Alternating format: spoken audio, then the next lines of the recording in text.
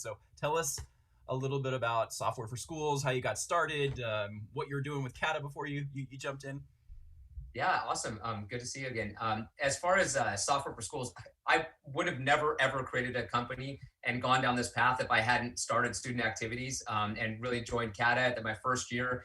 And it basically, again, like you said, ground up. I had to do dances and school tickets, or tickets to school dances. And we had paper tickets, and our process was to write the kid's name down, and they'd bring the ticket at the end of the week.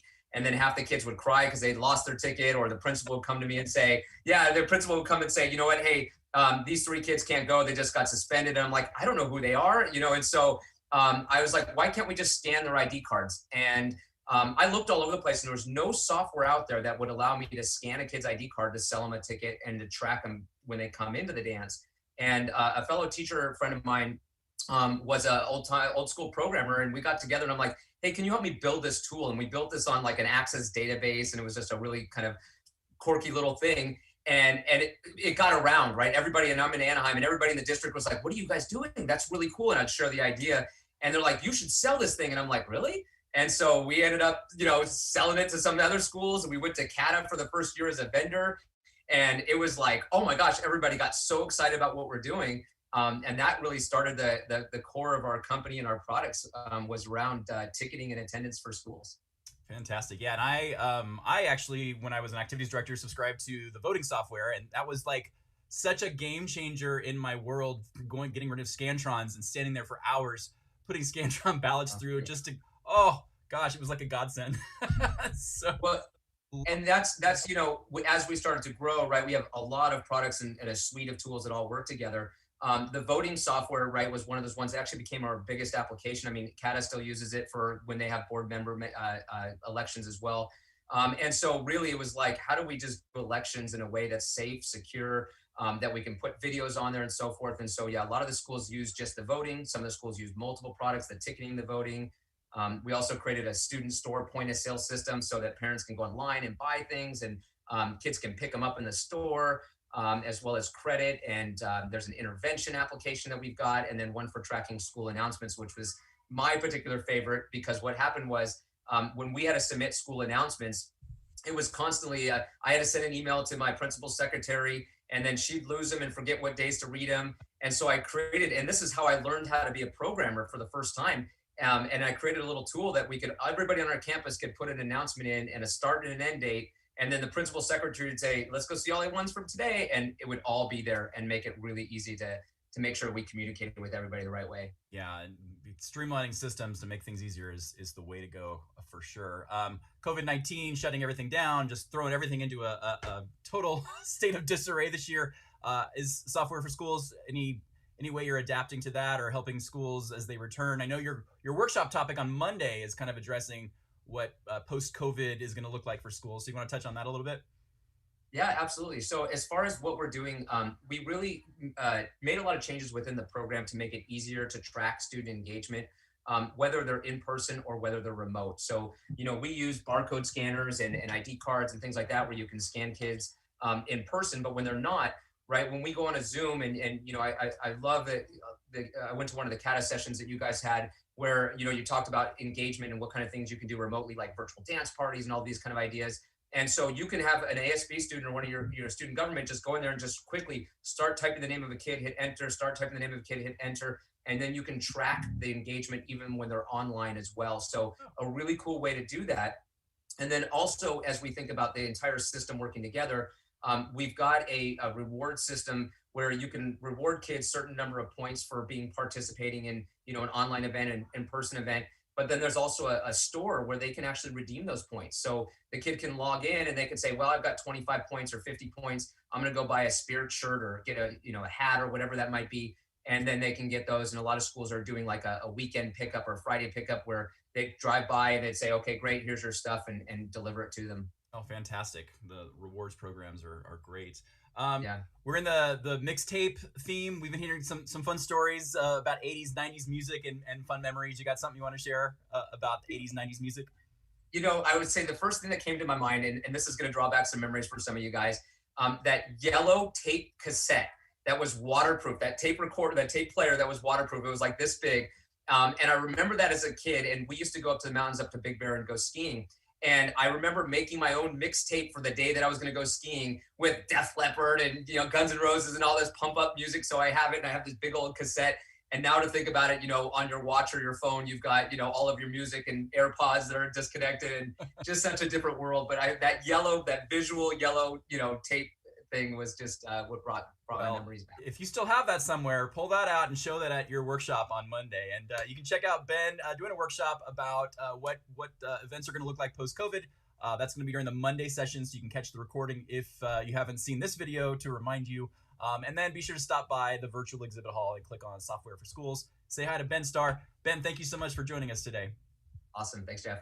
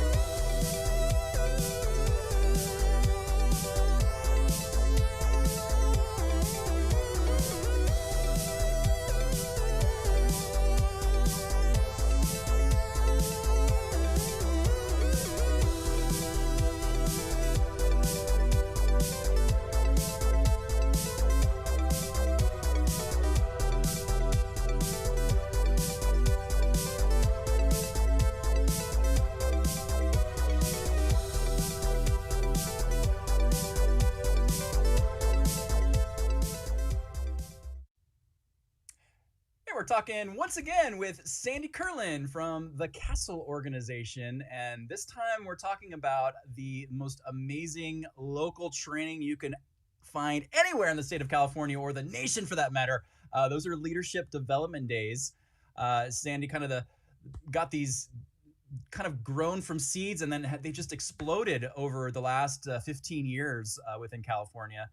Sandy, tell us all about leadership development days. Yeah, I can still recall being a new ASB advisor and wondering where all the training was of teaching kids how to be leaders. Mm-hmm. And I stumbled upon like experiential learning, which is the best way to learn, which is, of course, like you experience it. Because I always struggled teaching concepts like taking initiative. I could never get my students to like take initiative or listen well or have empathy for others, like all these interesting, we call them leadership skills, which are really like great human skills. Yeah. And I just remember thinking like, oh, I realized that we're teaching the activities, and then we reflect and kind of secretly be like, oh, and you learned this concept along the way. Is kind of what we would do now. And I was like, maybe I should just make this more intentional, where we really are doing activities geared towards that exact skill. So thus leadership development days, which are of course something that are near and dear to my heart, because I think that they're leadership training without a title. Because it's one of those things where we don't really talk about homecoming or noontime activities. It's really just based on leadership skills. Because I always say we always take the same kids to the trainings over and over and over, and they become experts while, you have 40 of those and the other 2,000 kids on your campus are kind of trailing behind. So I feel like to get everyone on board, it's really cool to gather groups of students on your campus, like avid kids, athletics, yearbook, like all those kids that are leading in some fashion on your campus, and then gathering them together and learning together. So yeah, what a great opportunity to really broaden the realm of leadership training on your campus. Now, you've done many different formats of these LDDs. I know back when I used to do them with you, it was my high school students would train middle school kids from around our community, and they would come to the school, get a chance to see the high school campus and connect with high school mentors that they would really I would hear freshmen come in and be like, oh my gosh, you were at my LDD. Ah! And so that connection was so amazing. But so what are some of the other formats of LDDs that you've done when they've been in person and when they will be again? Right. Well, and kind of the same thing now because we still like obviously do that. But I think the format that you're talking about, Jeff, is like when high school, like as a high school teacher, I was honestly secretly recruiting from my middle school, and I would be like invite them up to do things, and then they kept talking about it and who they remembered the high school kids' names and they like role modeled out. I was like, oh, I think this is something. So the original concept was inviting your middle school up and having your high school host it and creating that connection.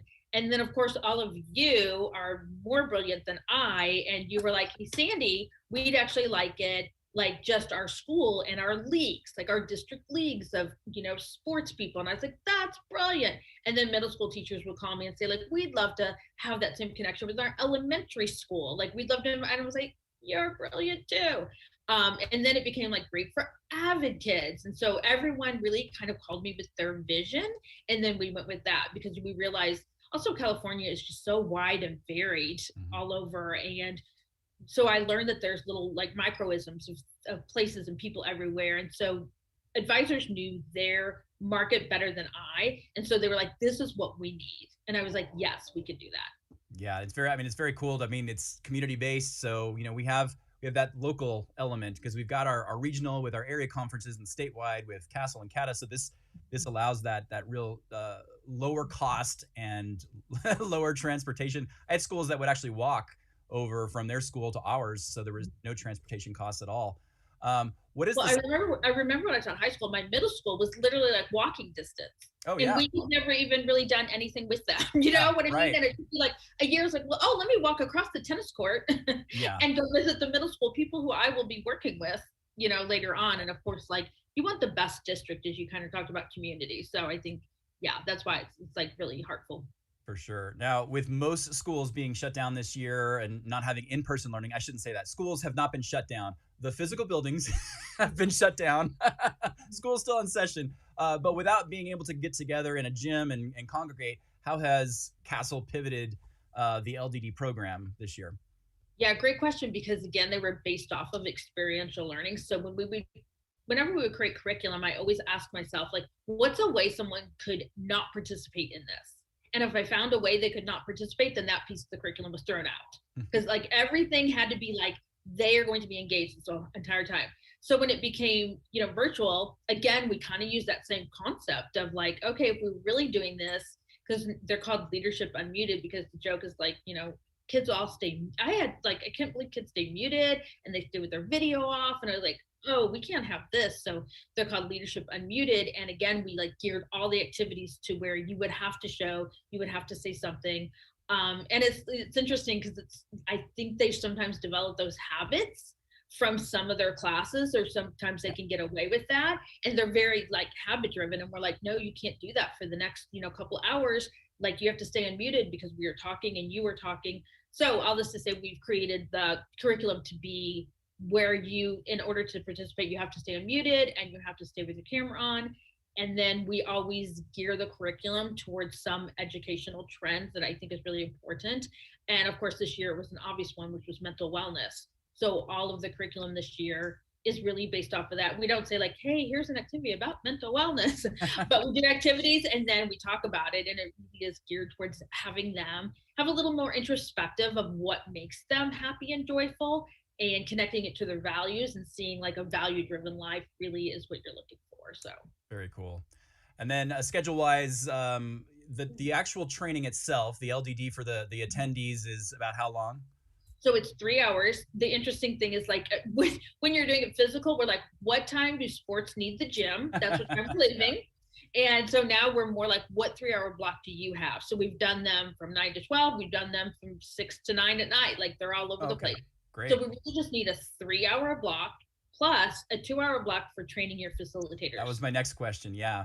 Yeah. And that was the part I loved. My kids I think my kids got so much out of it being the trainer, being trained and then working with the students. It was such a reciprocal activity for both the attendees as well as the students that were training. So interesting that we like call them leaders the whole time, but really the point is like I realize they can get away with not being a leader. Like they could go to an area conference and maybe not say anything and just sit and watch.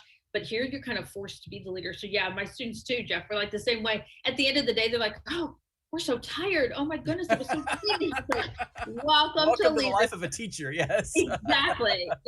So yeah, but the 2-hour training for facilitators is phenomenal. The reason most people want to host is they do get that special training, which is really cool. So the cool thing is, again, like now it doesn't matter what area you're from, where normally you're searching for that LDD that's within your proximity of space, and now you can just go online and pick any one of them. So yeah, that's true. Yeah, we did some of those, some of the first ones where schools all over California came together. That was fantastic. So CADA1.org/LDD.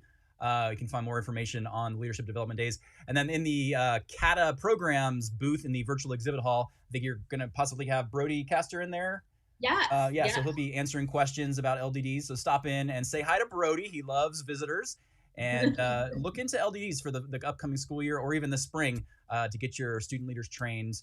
And thank you again, Sandy, for joining us. And happy mixtape. Thanks for having me, Jeff. Bye.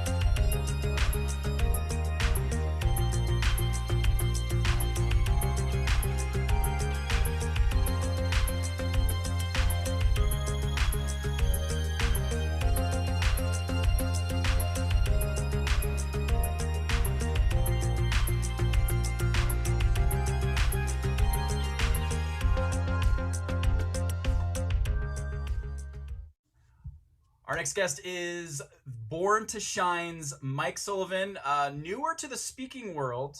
Previously, Mike, you went touring in the music industry. Is that correct? Exactly. For 15 years. What brought you over into the speaking world?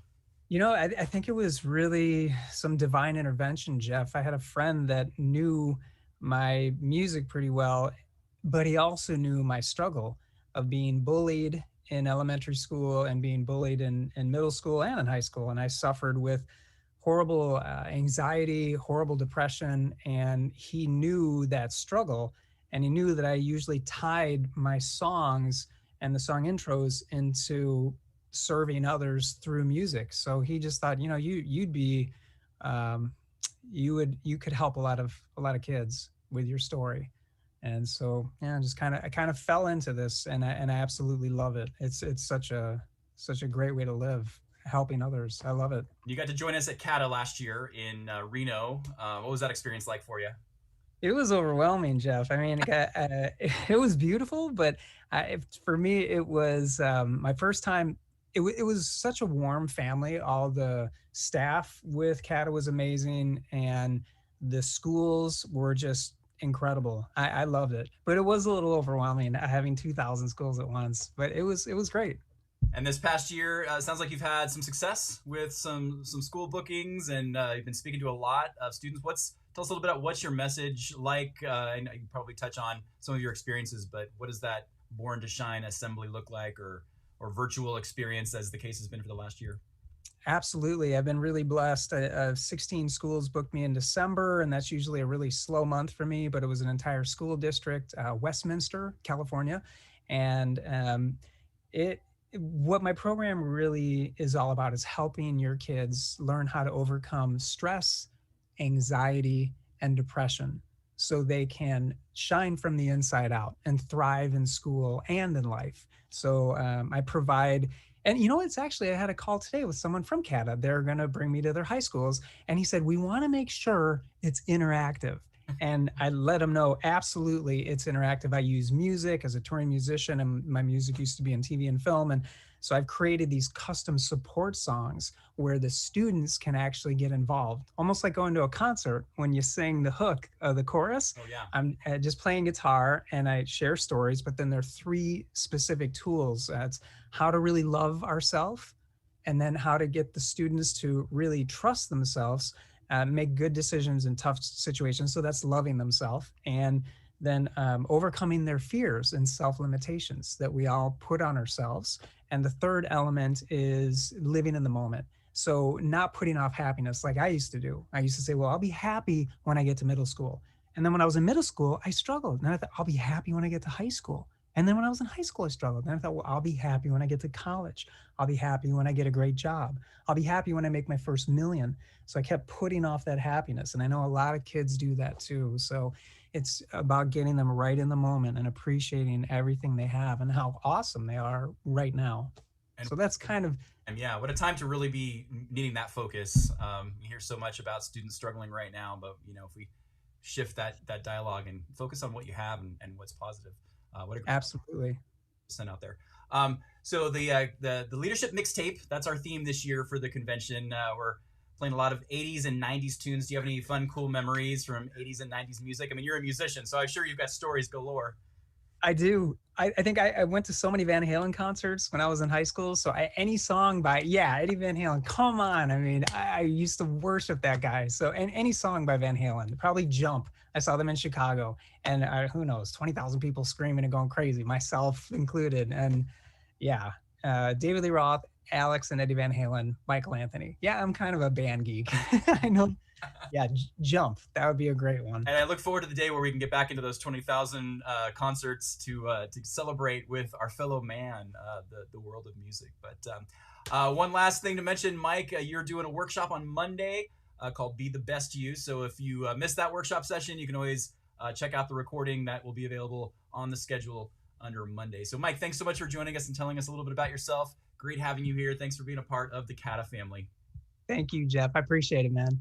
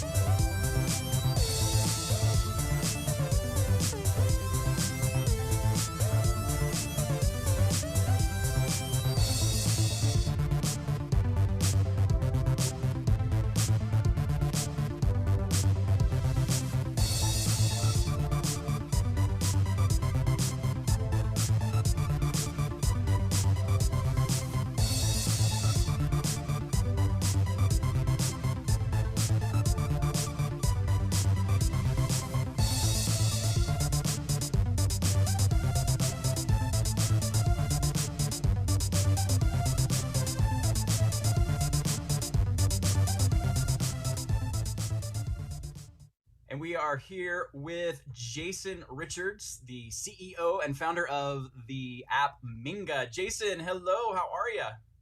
I'm very well, Jeff. Great to see you. Thanks for having me. Yes, we did a video chat back in May when all of this was kind of started, and here we are video chatting again.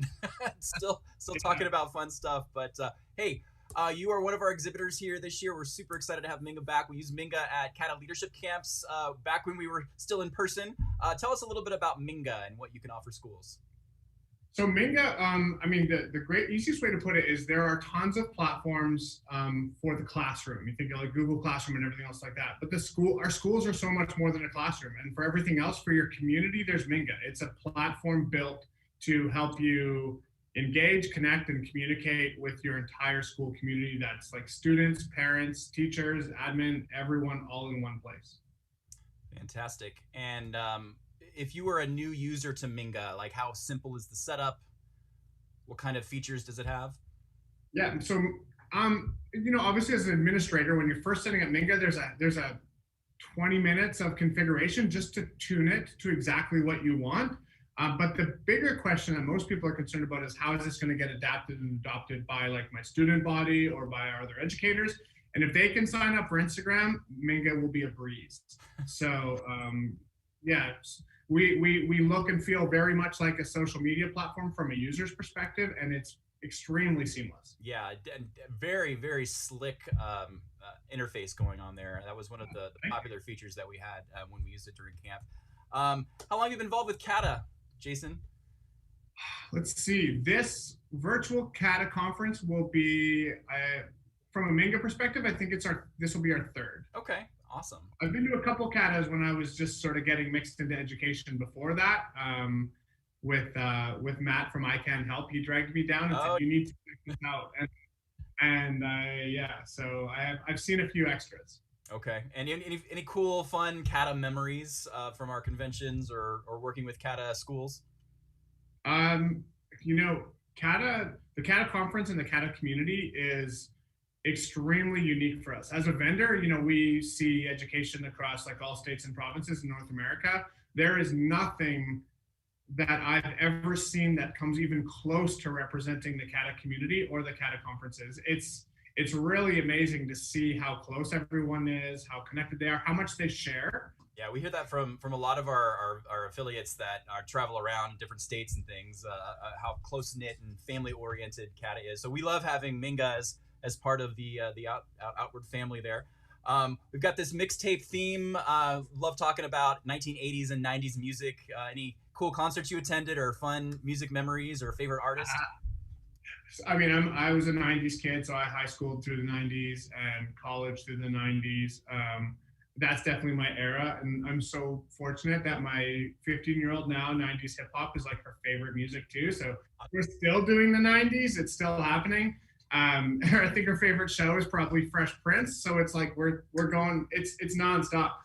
Cool concert. So this is a 90s band that my wife and I went to a few years ago in Vegas, and it was Boys to Men. Oh yes, Boys to Men on bended.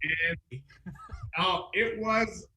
So this was just a few years ago, maybe like 17 or 18. They have a standing show at one of the hotels, and it was literally like a rewind. It was amazing. So that was actually one of my favorite 90s concerts. I just had to wait 20 years to do it. So true. Well, Jason, you are doing a workshop on Wednesday. So on the schedule, if you're interested in seeing what Jason has to present, you want to talk a little bit about what that workshop's going to touch on? Yeah, we're gonna talk about.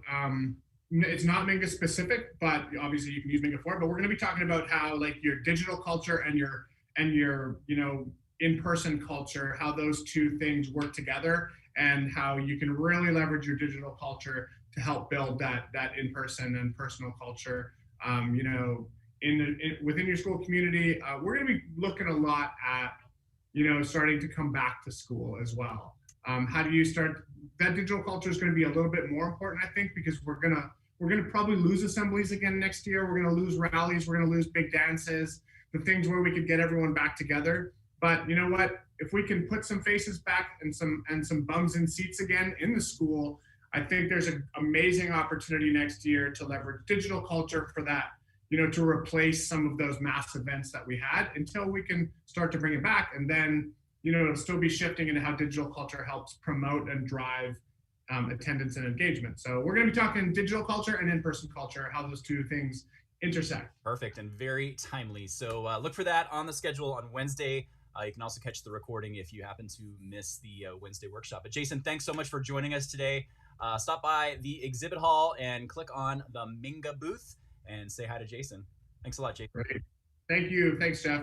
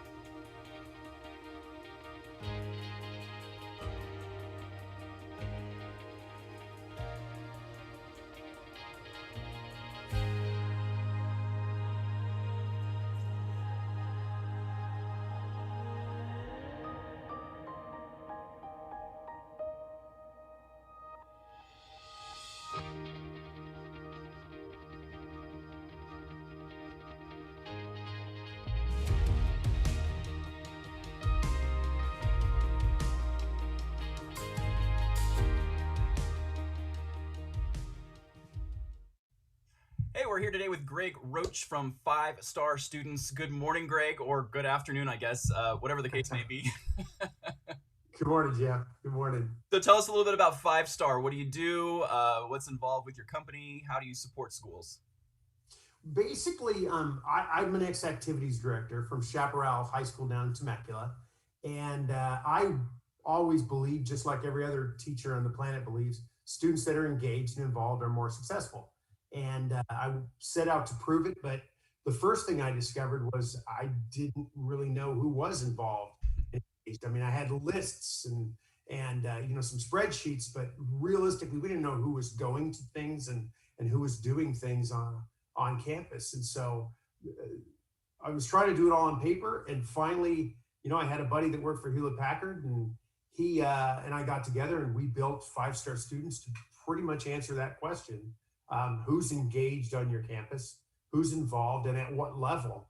Now, granted, that was 12 years ago, and we've basically done a lot since. I mean, now the program actually is a positive behavior tracker. It's an engagement piece for activities and events.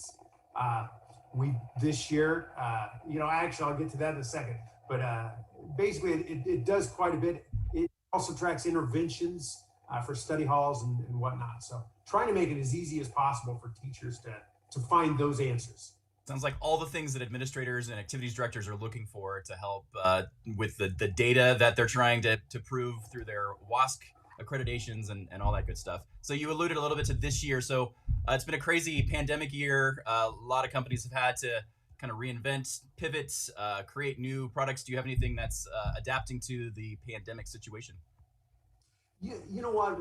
Our biggest source of information, like you said, is administrators and teachers, and they kind of tell us the direction that 5-Star needs to go in and what they want. And this year it was a resounding: we want to get back to school as quickly and normal as possible. However, we need, basically we need to know if the students should be coming back. Are they healthy? Do they have a cough? Do they have COVID? Had they had COVID?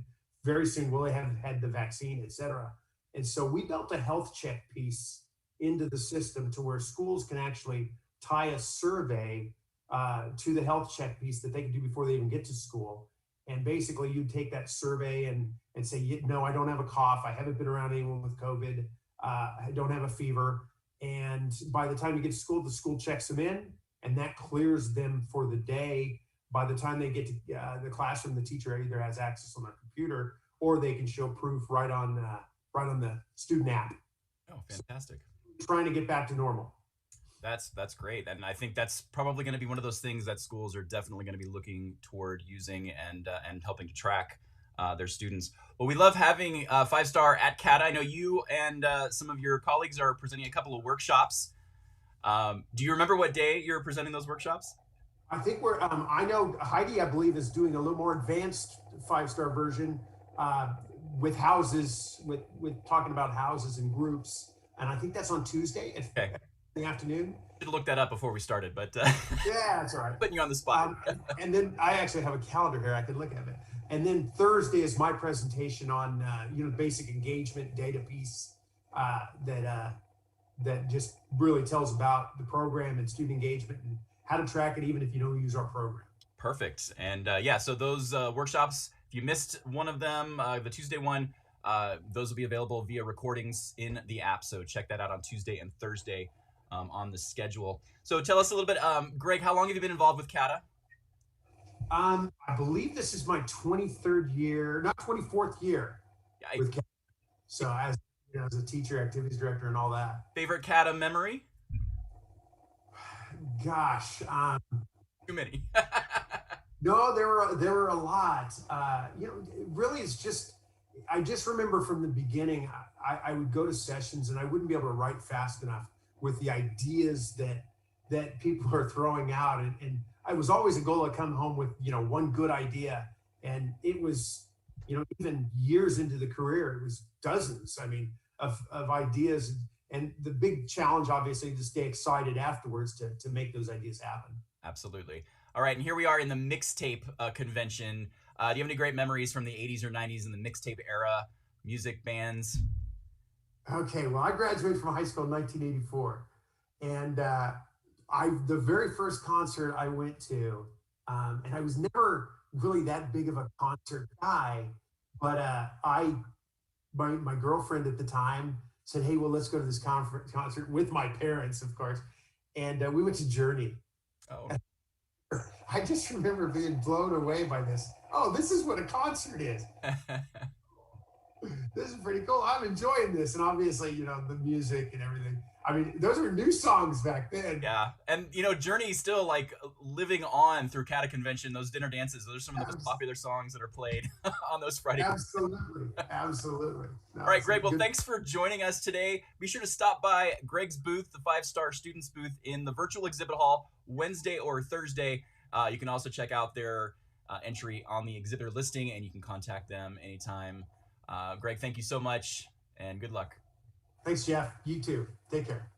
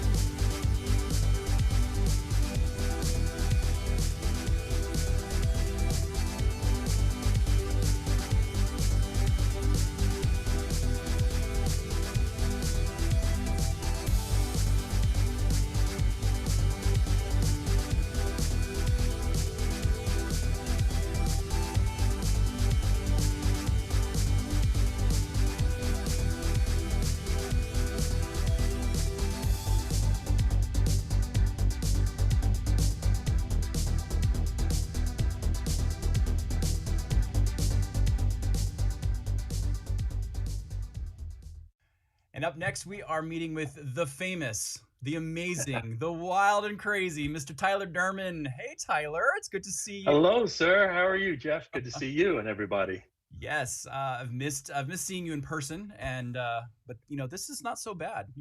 No, and I just realized, Jeff, I have to apologize to you and everyone who's watching, because I realize I'm wearing these earbuds, and I typically on Zoom wear these because I've come to realize that I have incredibly sexy ears, and it's just, I'm sorry to everybody, I don't want to do this, but the nice thing about virtual is I don't have to slap hands away all the time, so that's good. But anyway, I'm glad to be with you. It's good to have you here. Hey, so tell us a little bit about Tyler Derman as a speaker. What do you talk about, and how do you handle that? Well, that's a nice question. I speak to parents, students, and to educators. I'm a former high school teacher. This just shows how old I am, but I've spoken to over 4.5 million students live, which is more than anybody else. Yeah, I've been tricking people for a lot of years.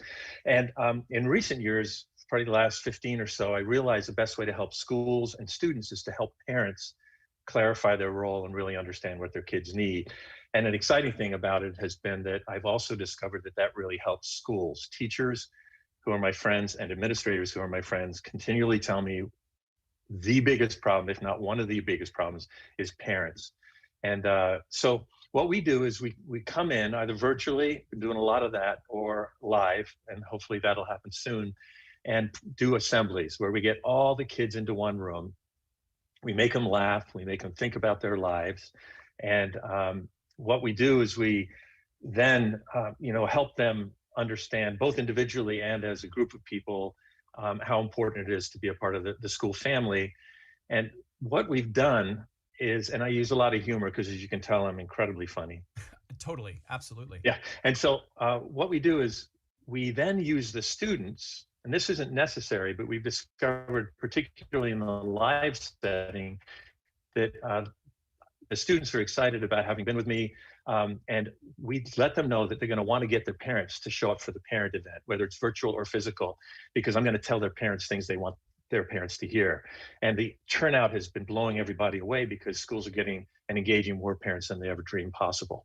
And so we get the parents in the room, and actually, Catherine Pastor, who was the 2016 National School Counselor of the Year. She's wonderful. Got to meet Michelle Obama and the whole deal.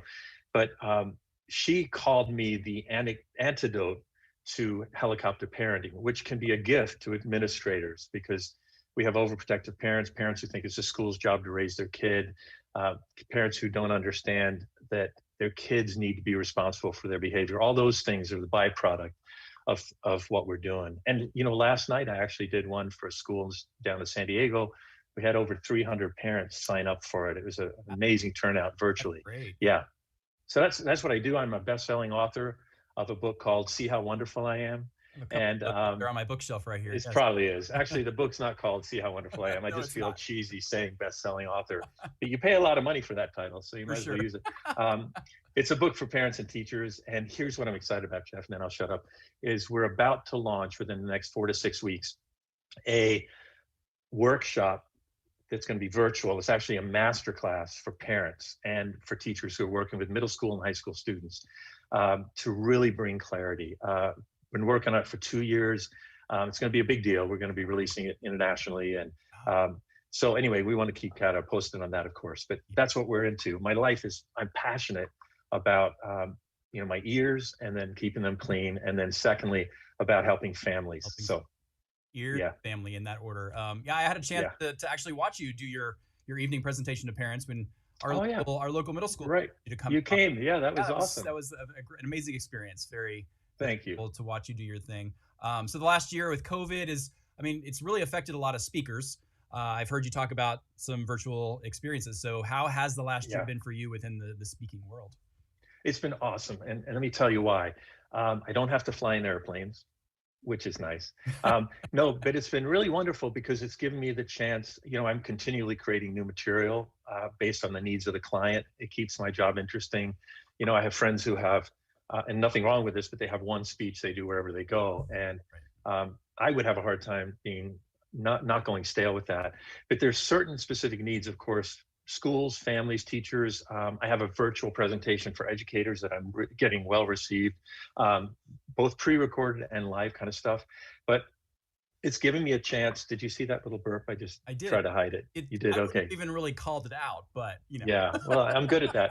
I got to do that on stage a lot. But it's been great to create new material for students about the issue of their mental health and just the loss that they're either experiencing now or going to later whenever that kicks in their personal life. So I've been enjoying it. It's been wonderful and really personal. I'm used to being in front of, hundreds or thousands of people and it just feels so much more one-on-one, a lot like this. Very cool. Yeah. Well, you've been a CADA mainstay for many years. I feel like you were one of the original speaker sponsors. I actually am the original speaker The sponsor, and original. if you track CADA history, I'm the one who started CADA. Oh, okay. And yeah, I came up with that idea when I think I was 6. I'm kind of a go-getter. Yeah, no, I've been around CADA forever. It really has. Yeah, you've got to have some really fun memory or a favorite memory of some CADA experience. Oh, I do. And that sounded like such a spontaneous question, Jeff. I haven't done any pre-thinking on that one. No. By the way, Jeff, you're really good at this. Honestly, it's hard to do what you're doing. My favorite memory is speaking. Twice I got to do the Friday morning keynote, and a few years ago, I did one a few years ago, and then the following year, this speaker I've been mentoring since before CADA in his life, Houston Kraft. HK, baby. And he's doing great stuff. Yes, I'm so proud of him. He was a kid then, he's not anymore. But when he did his keynote a few years ago, he spent a full 8 minutes just saying thank you to me from stage and talking about the impact I'd had in his life. That's probably my favorite CADA memory, besides all the friends I've met, like you. That is awesome. Yeah. I think I might have teared up during Houston's. Yeah, yeah, probably, because it wasn't me speaking. Is that why? So silly.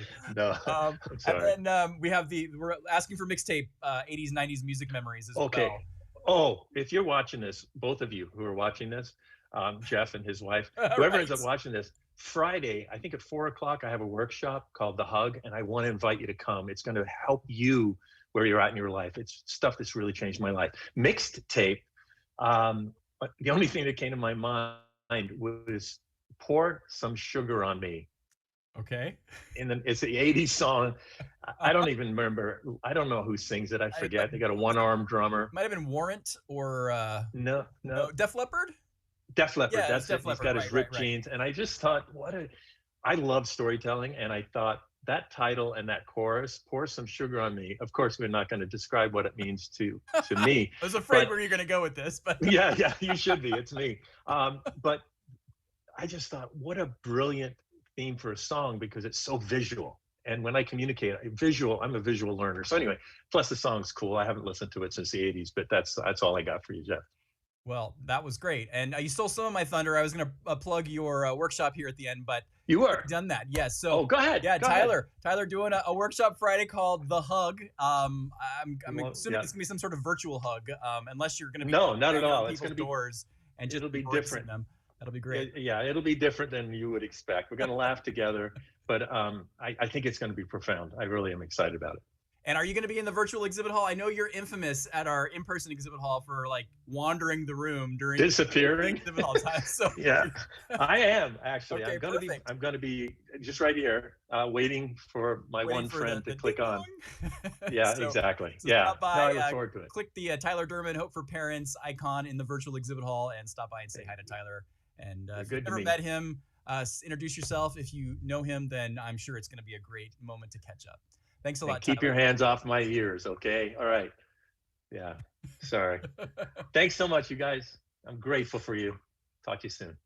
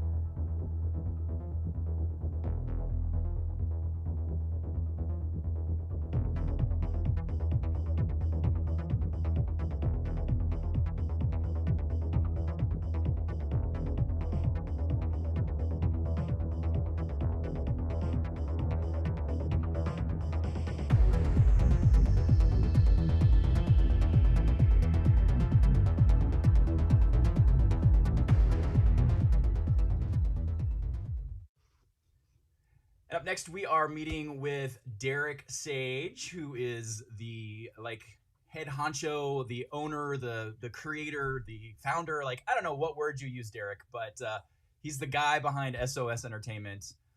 Derek, I love how we met. I'm never am a person to take cold calls, but for some reason, it was like 2005, 2006. I picked up my office phone and it was you just cold calling me, and I happened to need a DJ for homecoming in like 2 weeks. I can't even believe at this stage in my life that I didn't have a DJ 2 weeks out. And I was like, hey, yeah, why don't you come do homecoming for us? And so started the Derek and Jeff bromance. There you go. Oh man, 2015, that is like a serious throwback. Yeah, for real. You just dated us big time, man. A little bit, yes. So tell us about SOS Entertainment, what you do for schools, what you do just in general.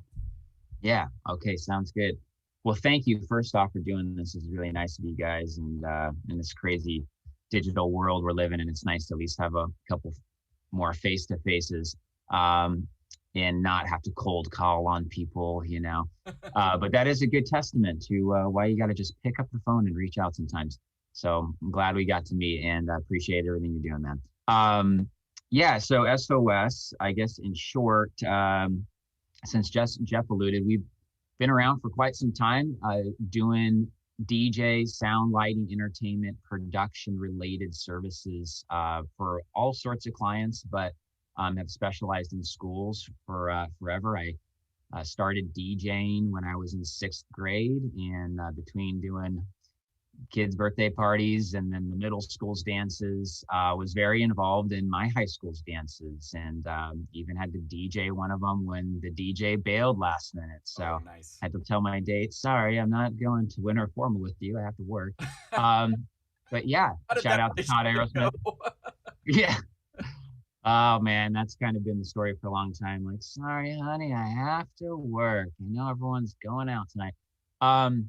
So yeah, in a nutshell, we've started DJing, but that, of course, as most things do in life, became a little more involved, and we clarified what our mission was and reason for our existence as a business under the context of working with students.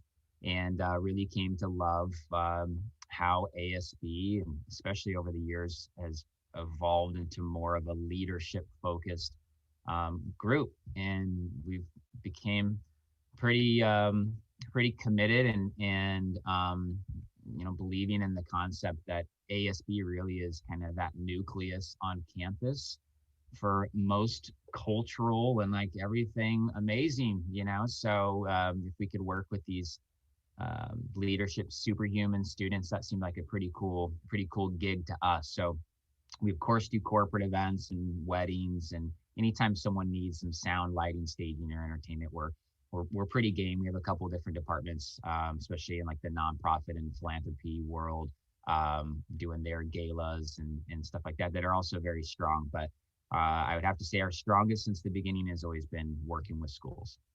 Yeah, and I'll tell you talking about that leadership aspect. It was always cool working with you guys, because you would come out, or you'd send people from your team to come out and actually do leadership lessons with my students, which was just, it's kind of like a different aspect of what you see from a lot of entertainment companies. So that was a really cool component of what you've kind of included as part of your overall business plan. Speaking of business, this year's been weird and has been super hard, especially on your industry, the DJ and event planning group. So how have you kind of coped with COVID-19? Like, what have you kind of pivoted to do to help schools at this point? What can you provide for the rest of the school year? Yeah, wow, that is a big question. So we have a couple more minutes. Okay, all right. That was like 4 questions in one. So yeah, pandemic was just absolute insanity and fire drill, for the event industry. Obviously, we were, I guess, in essence, kind of the first to go completely like, stop doing all this big social gathering stuff. Stop it. And remember, very, very clearly that week in March, where like the first event canceled, and then the second, and then, hundreds of events essentially everything for the year canceled, and it was supposed to be our biggest year ever. And, we were at 30 full-time employees in multiple offices in California. We're doing a ton of stuff in Nevada. And that came to like a complete screeching halt. We were able to kind of pick up the pieces. We had to do layoffs. We've been, selling off a lot of unnecessary equipment that we knew would just sit and collect dust, and vehicles that don't do well if you don't drive them for a whole year and that type of thing. But we were able to try to pick up the pieces a little bit and just do what I would think good businesses are going to try to do, and get innovative. It's one of our core values. We've got these 12 company core values that we're really big on. And like, guys, it's time to buckle down and to get gritty and to innovate. We did do a handful of COVID-friendly events this year. And it actually started primarily with graduation last year. So we snuck in about 20 different COVID-friendly graduations. I love, of course, to talk about that a little bit here, but just to kind of finish this question, we've just been patiently waiting and trying to hibernate as much as possible, and a lot of damage control and loss mitigation and just things that you don't really ever want to deal with or ever you could even imagine. We're not special. Everyone has suffered greatly from this, and I'm sure one of the lessons we've all learned is it could be worse, right? So I hesitate to complain, but I've certainly had a very rough year and have lost 20 years of momentum and work, and won't mention the financial losses, but that's pretty sketchy as well. But we're feeling optimistic. Humans have a way of bouncing back. That's what we do. So, and there's been a lot of silver lining, and of course things could have been worse. So net of it all, we have, to answer your question, been keeping busy. And for a while, the job was just how to clear out a warehouse, or how to sell a bunch of stuff, or how to go through the decor department again and relabel everything, or whatever we could think to have our people do. So we still have our core key people, and now we're seeing some light at the end of the tunnel here. So great. Yeah. And I do always love your optimism. That's one of the character qualities about Derek Sage that is always super amazing. You did mention COVID-19 friendly events, and you're doing a workshop on that on Wednesday. You want to touch just a little bit on kind of what that's going to look like? Yeah, absolutely. Super excited about that. And thank you for the platform. You guys have always been so gracious and letting us kind of share what's in our hearts and minds. And, going back to even presenting in your classroom, we didn't want to just be there to be like, what do you need from us? And let's talk about this dance. I felt like if we can dig a little deeper and understand things like core values and belief systems and just what makes people tick, and, understand a little bit about psychology. And the obvious outcome of COVID-19 in relation to the event world is that humans would be able to start doing the things again that humans need to do. And we need to socially gather, and we need to celebrate students. We need to have events. It's just kind of what we do as humans, and when we're on our deathbed, we're not going to think back of the times that we sat doing paperwork or in a DMV line. We're going to think of a handful of things, and all of them were pretty much events with a capital E, like it was a wedding or a this or a that, or even this unexpected event. And I used to tell a story in a workshop about my cousin, this amazing kid. His name's Johnny. And anyway, his mom actually just passed away this week, and it's a story about him and his mom. Johnny has Down syndrome, and just what events did for him, being able to go to dances in high school, and then people from leadership organizations that really helped him. And he won prom king, and his whole life just completely changed because of these miracles that can happen when people come together, right? And that's it. Miracles don't really happen when everyone stays locked in their rooms. And so you need people to come together so that nature can take its course and these beautiful things can happen. I met my wife at an event, while I was working, and we have a baby on the way that should be here in maybe less than 7 days, maybe in 5 minutes. I don't know. I'm keeping my phone on extra loud. but yeah, in the workshop, we talk about, there's things we can't do, but there certainly is a lot that we can do. And, what we can do, what we can become, we should become. I've always felt that tragedy in life is potential unmet, something that could have been. And it wasn't for some tragic reason, like we just didn't try, or we weren't creative, or we didn't reach out to get some resources and some ideas and some help. So we're just, like all of our workshops, we're just here to help share some ideas. And there are a lot of really, really innovative ASB and leadership classes that we work with. And we'd like to kind of take some of those secrets and share them if people haven't heard of how to pull a COVID-friendly graduation, or what do we do for our seniors of 2021. I mean, 2020 had it bad, but 2021 has had like 0.0 anything for social events. Yeah, so, don't cancel prom, don't cancel grad night. That's a terrible message to send our class of 2021 right now. And, you probably can't have the normal thing that you were going to plan, but you could have a huge event in the parking lot. We have this really exciting event that we've modeled and kind of suggested list of items on a program that would make this event, if they have to stay in their cars, it could still be this really fun, amazing event, huge inflatable screens and lots of entertainment value. And that social piece, the mental health is the buzzword. I'm sure that will be the buzzword of everyone's presentations. And it's important because it's real. That's the real. A lot of those on the docket this year for sure. It's the big topic of the year for sure.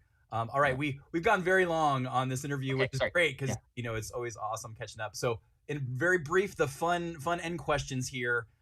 Favorite mixtape era memory for you? 80s, 90s music. You're a DJ. You've got to have 100,000 of them. So just give us your favorite.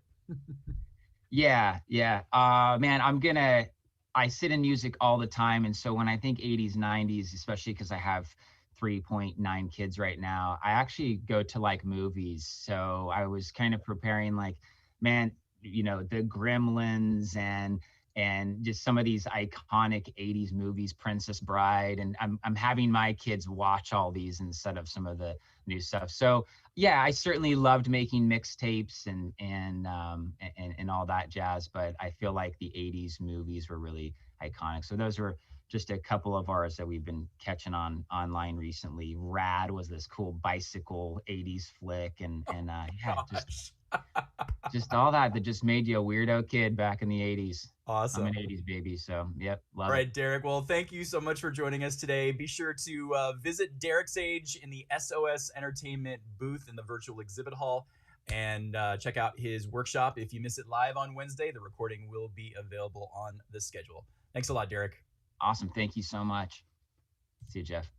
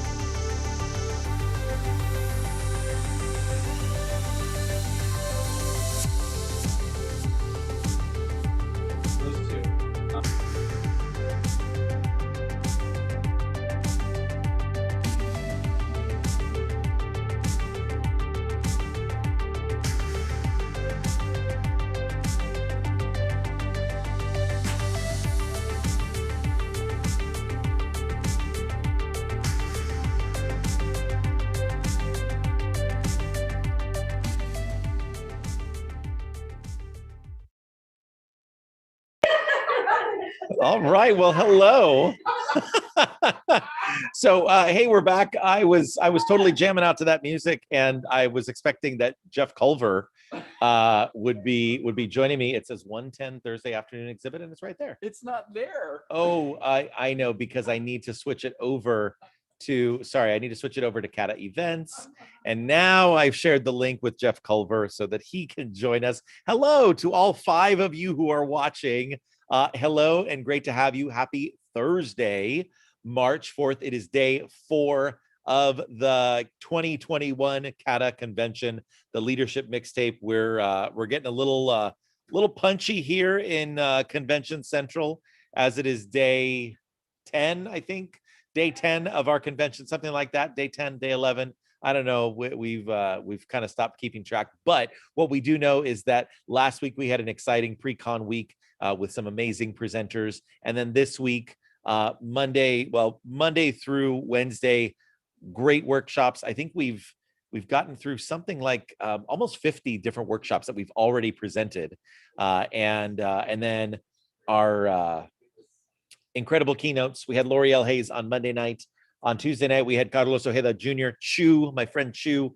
Last night, Patricia Brown from Ferguson, Missouri. And then tonight, Dr. Tim Elmore. They're still laughing because they're, and now Jeff is waiting in the waiting room. Jeff is like, I've thrown up so many obstacles for Jeff to join us, but Jeff is now finally here. Jeff Culver, yes, what's going on? Here I am. I'm so excited to be here. I was popping into some of the rooms. I got to see Lisa at Spirit Sox USA. I got to see Kenneth Allen Thomas, who is a new speaker on the scene. I popped into SOS Entertainment. I was just talking to Tyler, which is one of the reasons that I was a little behind, because Tyler and I were catching up on old times. And gosh, the exhibit hall is just so beautiful. I think that Stephanie and Erica at CADA Central have done such a nice job designing it. It's just amazing how wonderful it looks. You wanted me to give a shout out, Stephanie, about the video ad contest. Yes. So some of our exhibitors have put together mixtape era themed videos, and that contest is up. It went out in the email about an hour and a half ago, and then it's posted on the virtual exhibit hall homepage. You just need to watch through. Gosh, there's what, 9 videos, so not even 11. That's under 10 minutes. Just watch those videos, and then you can vote on your favorite themed video, and then the winning exhibitor is going to actually get a discount on their registration for the 2022 CADA convention, which is a great deal. Some of them did some really amazing, I should say all of them, did some really amazing work on that themed video. So give those a look. And I think, Ron, you said we're going to air the winning video. Hi, Erica. We're going to air the winning video during the general session tomorrow night during the Friday session. So that'll be fun. That is correct. Excellent. Ooh, the voice has spoken, Ron. Yeah. So we did 2 hours last night, and I feel like I'm all talked out. But okay, well, I'll go ahead and jump in. Okay. I'm acting There right you now as there we go. So I'm acting right now as the producer, kind of the behind the scenes. Yeah. Last night we had the pleasure of having David Brain, who's amazing, behind the scenes, kind of operating all the tech, and so that's me right now. So I am, speaking of operating tech, I am dropping the names. We just had another one of our CADA members enter into the scavenger hunt drawing, so I wanted to get that. So Amanda, that's right. Yeah, scavenger hunt. Yes. Yes, scavenger hunt. So Amanda Larson, if you're watching, I did enter you into the scavenger hunt. So we have Chris, Marta, Diane, Paula, Allison, Kelly, Debbie, James, and Amanda in our scavenger hunt drawing right now. And my lovely wife, Heather, who I'm going to give a shout out to. Hopefully she's one of the people who's watching us right now on YouTube. Heather, family members of the president-elect are not eligible to win. But you have my undying love. Hey, Ron. And companionship. Yes. I just want to jump in. I just got an email from Brian Kenyon Art Studio. He's one of our exhibitors, and he is offering to the first 15 people who go to his booth between now and 3/20, you're going to get a 10% discount on a mural or sign costing $1,300 or less. So that is a great deal. I don't know if that email went to everyone. It might just be the people that opted in to receiving emails. So if you didn't get that email, jump into the Brian Kenyon Art Studio album. If you have a big bare wall on your campus that you could fill up sometime in the next few months before students come back full time. This is a great opportunity to get a mural and for a discounted price. So Brian Kenyon Art Studio, 10% discount on a mural or sign. It's $1,300 or less if you go to his booth between now and 3:20. That's awesome. That's a great value. Make sure to take advantage of that. You got another 50 minutes left. Oh, and we also have, so I also want to give a shout out to our brand new CADA. Well, she's the vice president elect currently. She will transform into the vice president on Saturday morning. Bonnie Boggery. Bonnie, thank you so much for jumping in. Woo, current board members are ineligible from winning prizes. I think, is that what we said? Current board members cannot win raffle prizes, just so you don't think that the fix is in. So what about employees? What's the feeling on employees? And employees as well, because yes. Shucks. Yeah, okay, sorry. All right. Okay, I think it is now time. It is now time to draw for a raffle prize. So we have everybody who is eligible is in the drawing right now. So just so you can see, we're using Wheel of Names. So there's nothing untoward or shady about, we want to have full transparency here, radical transparency. We're going to go ahead and we're going to click to spin, and we are going to draw a winner right now. So let's go ahead and check this out. Very exciting. Very exciting. Super exciting. And the winner is... Oh, Amanda Larson. Amanda Larson. Oh my gosh. Oh, wow. What just happened? That was insane. Wow. I was not expecting that. And it's a good thing I don't have a heart condition because that was frightening. Apparently these confetti tubes from Confetti Effects have gunpowder in them, which, wow, I did not know. So that if you saw, my vantage point is I can see Erica standing behind you, Ron, and you've got your backdrop, and she's standing behind the backdrop, and I'm like, what is she doing? I had no idea this is about to happen. I didn't know either. We had talked about saving the confetti moment for like a little bit closer to the end of convention.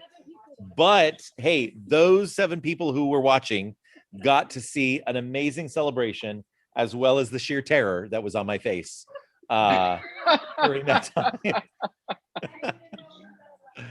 Okay, so Jeff, here's what I'm going to do, because I need a moment to set up, because in just a moment we are going. I'm going to go ahead and put on the broadcast the. We're going to watch back to back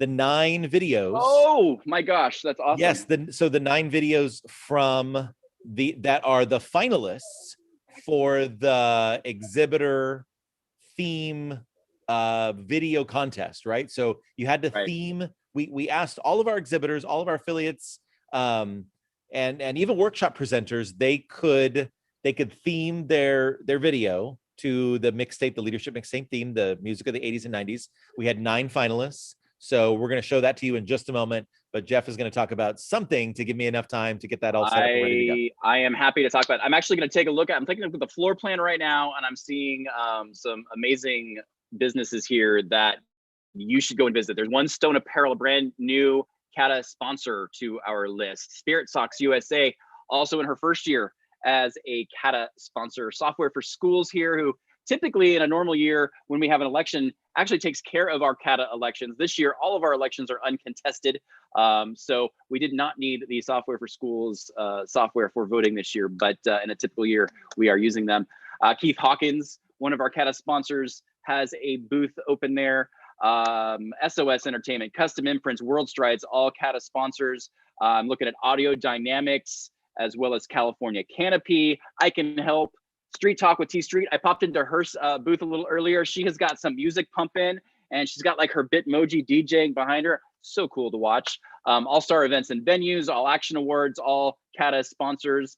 Be sure to stop in and say hi to Sandy Curlin and talk about the Castle State Conference and Leadership Unmuted, our leadership development days during pandemic times.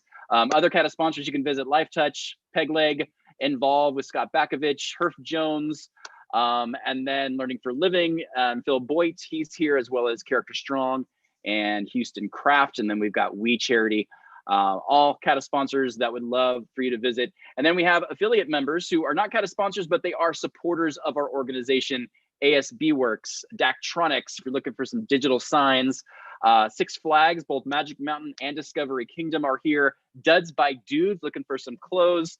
Tonight's keynote speaker, Dr. Tim Elmore, Growing Leaders is his organization. They've got a booth set up. You can find out what kind of products they have. They have some amazing books out there on leadership. L'Oreal Hayes, who was our keynote speaker on Monday, she is in one of the booths. We've got Event Pro West, brand new to the CADA scene. And then we mentioned earlier, Brian Kenyon Art Studio. He is a CADA staple in the exhibit hall, so stop in and see him.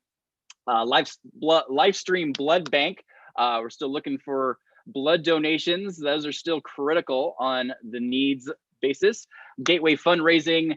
I missed Dee Hankins when I went through our sponsors. Dee is going to be keynoting tomorrow night. The Kev Group does a lot of finance and assistance like that through ASB. And then we've got Boss Graphics Murals, also a mainstay of our CADA exhibit hall. And then wrapping up some of the photos here on the left side, we got Stewart Signs looking for some digital signage. 5-star students, Balfour, they're working on our yearbook this year. Don't forget, look for that email that came out yesterday to get your photo submitted for our 2021 CADA yearbook. Mike Sullivan, second year at CADA, Born to Shine, he's a speaker. And then a couple of wrapping things up here. Live Beyond Measure, that's Kenneth L. Thomas, who I mentioned earlier, a brand new speaker on the scene. He's out of New Jersey and he would love to talk to you. I think Ron is ready. Ron is ready. We are going to roll out these 9 finalists for the booth, the themed booth contest. Oh, but we have a URL for that, cada1.org/theme. Oh my God, that was so frightening. And she was like right in front of me too. I like knew it was coming. Wow. cada1.org/theme. Cast your vote for your favorite of the following 9 exhibitor videos. Ron, it's all yours.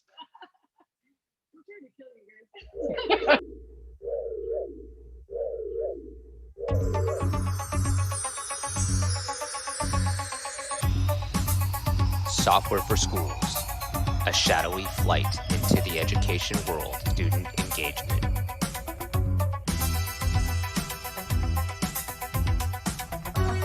Advantage Bundle, a young difference maker on a crusade to champion the cause for students.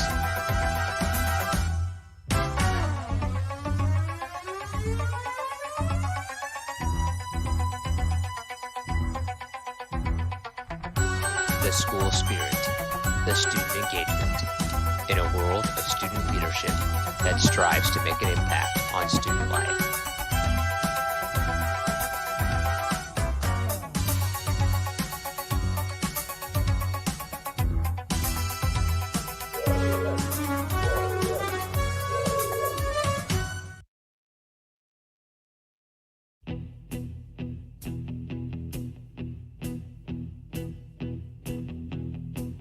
When you're traveling, hey, we know we're gonna be the team who's traveling next to you.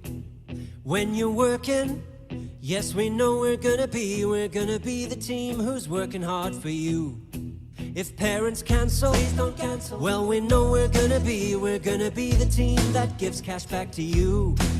When you're ready, yeah, we know we're gonna be the team who gets ready with you. And we would go 500 miles, and we would go 500 more, just to be the team who goes 1,000 miles to plan your next school tour.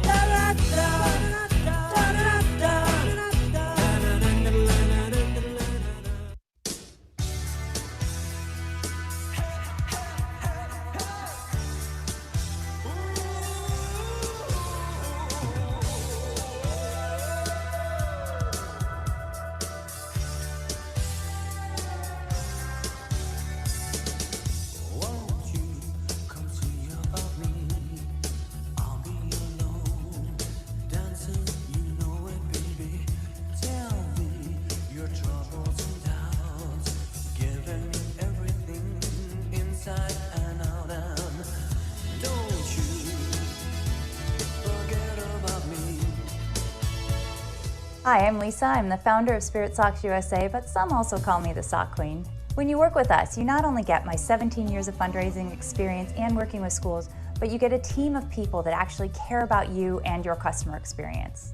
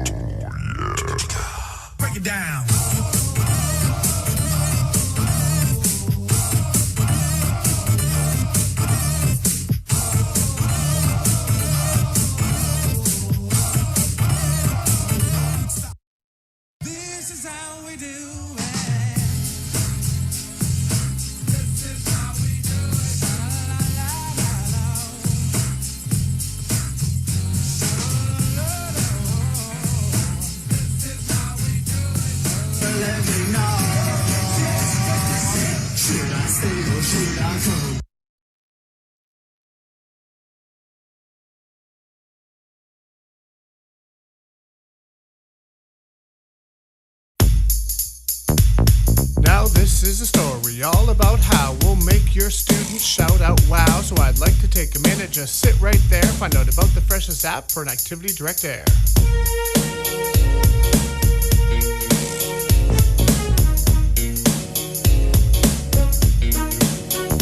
In West Nevada at the CADA show on the trade show floor is where we would go. Chilling out, maxing, relaxing, all cool, shooting the breeze about an app for your school. When a couple of gals who were up to some good wanted to bring Minka to the neighborhood. We had a few little chats and these girls weren't sure. They said, with Minka we can build an amazing school culture. I got Minka on my phone, and when it was done, I found Minka was fresh and posting content was fun. If anything, I could say that this app was fit. So I thought, yeah, let's do it. Everybody loves it. I pulled up to my school about 7 or 8 and I yelled to my admin, yo, this app is so great. Minka's our favorite and so easy and fun. Now this CADA remix is finally done.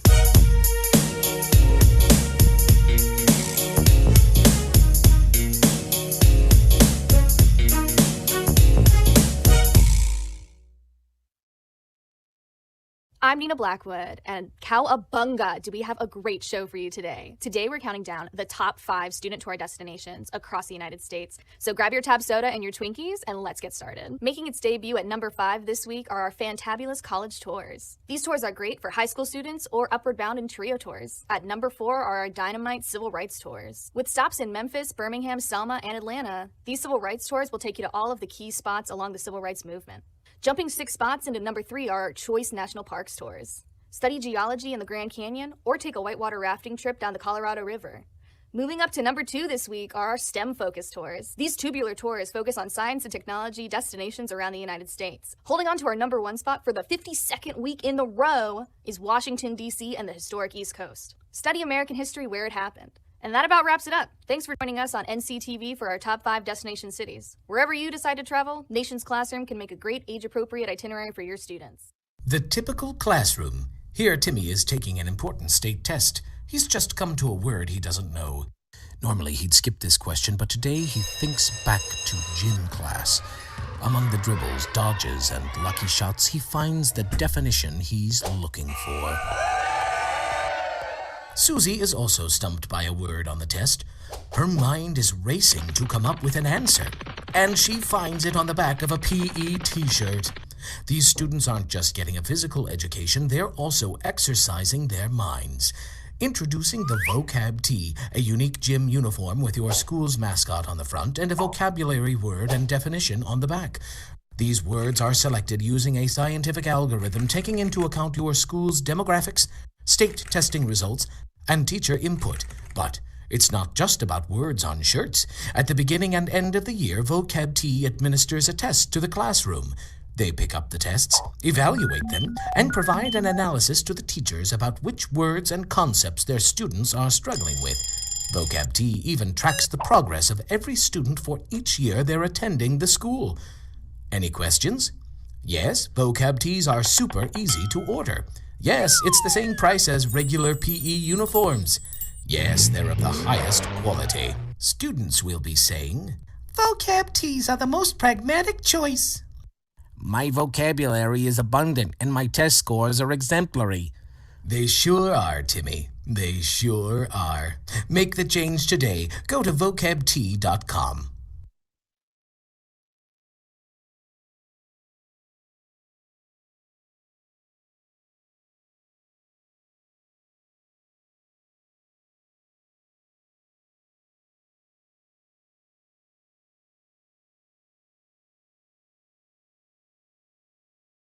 California, the Fresno area, and Event Pro West. Welcome to Jeff Monroe. Hello, Jeff. That's a great name you've got going on there. Yeah, right? I love it. A little confusion in an earlier email today. Someone asked you a question. I responded. Then I felt all embarrassed. But, it is what it is. Right. You've got plenty of room for 2 Jeffs. Perfect. So, Jeff, tell us all about Event Pro West. Sure. So Event Pro West is a event design, production, and rental company. We've been in business since 1993, almost 29 years now.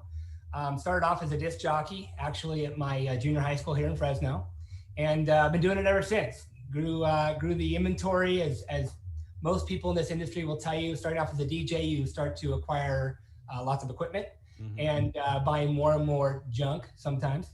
But the more stuff we bought, the more we evolved into a rental company, and of course, by way of doing that, a production company. So we've been doing this for a little over 28 years, almost 29 years now. And really what we do is we specialize in a full package. So our company offers 250,000 items, which is just absolutely mind-blowing. It encompasses about 10,000 SKUs. And really for the school and educational market, what we do really well is we have a bunch of items that are just a little bit out of the norm. We carry a lot of really cool fundamental games, giant games, arcade games, interactive games. We have mechanical rides. Really some stuff that you've never seen before. And really why we're doing this and why we've gotten involved with CADA and why we've done this specifically this year is with the pandemic and things that have kind of changed our normal everyday business. Primarily, whereas we'd be in the corporate world doing a lot of corporate stuff, of course, that shifted. And so a lot of this amazing inventory that's been primarily available to the corporate and private worlds of events, we want to make available to the schools and the educational market. And I think that we have a really good value in some of that cool stuff. So here we are. We're finally part of CADA, and we're excited. Fantastic. Well, we're glad to have you here. We've got some other different kind of event companies. Is there anything that really differentiates you from those event companies besides your giant games? Anything that stands out? Yeah, sure. So, starting with the games, of course, we're based in Central California. There aren't a lot of resources, at least in this market that we're aware of, that have these types of items. So from the gaming standpoint specifically, the LED miniature golf courses and the, cash cubes and a lot of the stuff that's really difficult to find, we have here in the Central California area. And what that allows us to do really is to travel outside of the area and reach upon pretty much anybody in California within 3 to 4 miles. So we're centrally located. We do stuff often in the Bay Area, Sacramento, Southern California. We're really all over the map, but it allows us to reach those areas with this unique inventory. Primarily our company, the way we started off was in lighting, staging, audio, visual. Those are kind of our core aspects in which we do really well still. But because we were in those, our clients over the years have said, well, hey, can you do this? Can you do that? And then just kind of by way of nature, we've gotten into, literally everything. So, from decor to draping, we do staging, audio, visual, lighting, special effects. We have a ton. In fact, we have, I want to say about 150 special effects, from foam machines to t-shirt cannons to confetti cannons, CO2. We have all of the components that specifically schools and educational market uses quite often. And what's really cool about it is, again, we're in Central California, but we ship and can deliver anywhere. So those items would be available really to anybody within California. Yeah, as I'm listening to you go through all that, I'm like, that when I would host events, like we got that from that company and that from over there and that from there, but you're kind of an all-in-one shop. That's awesome. All in one shop, yeah. And our our focus really is to make it as convenient and easy as one package. So I don't know if you can see behind me, but we've got some linen samples. We've got some chairs, of course, not really used too much in the school market, but for proms and things like that on occasion, we'll have requests for those. And so where can you go and get these items, along with lighting and audiovisual and games and everything all wrapped up into one package. So that's where our value is really making it simple and easy, specifically. And then not only that, but all of our items are on our website. Quite literally 10,000 SKUs on our website that you can cruise through photos and videos and pricing and everything else. So it makes it really convenient. Excellent. And you talked all about California, but we do have a lot of out-of-staters that they call our Area H here in CADA that travel from a lot from Nevada and Arizona, real close by. You go that far out? Absolutely, yeah. So we do readily. We do stuff in Arizona all the time. Phoenix is a huge market for us. We're in Vegas probably weekly. So we do a lot of stuff. We call as California, Arizona, and Nevada is what we call the tri-state area.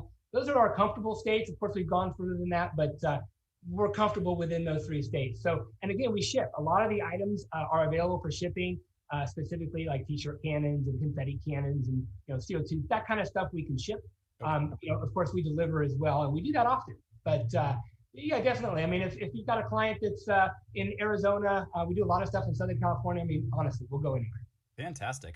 All right, this year's theme for our convention is the Leadership Mixtape. It's a throwback to those 1980s and 90s tunes that many of us that are in that age bracket would create those mixtapes and give to friends and things like that. Any cool 80s, 90s music memories, maybe concert, favorite band, anything like that?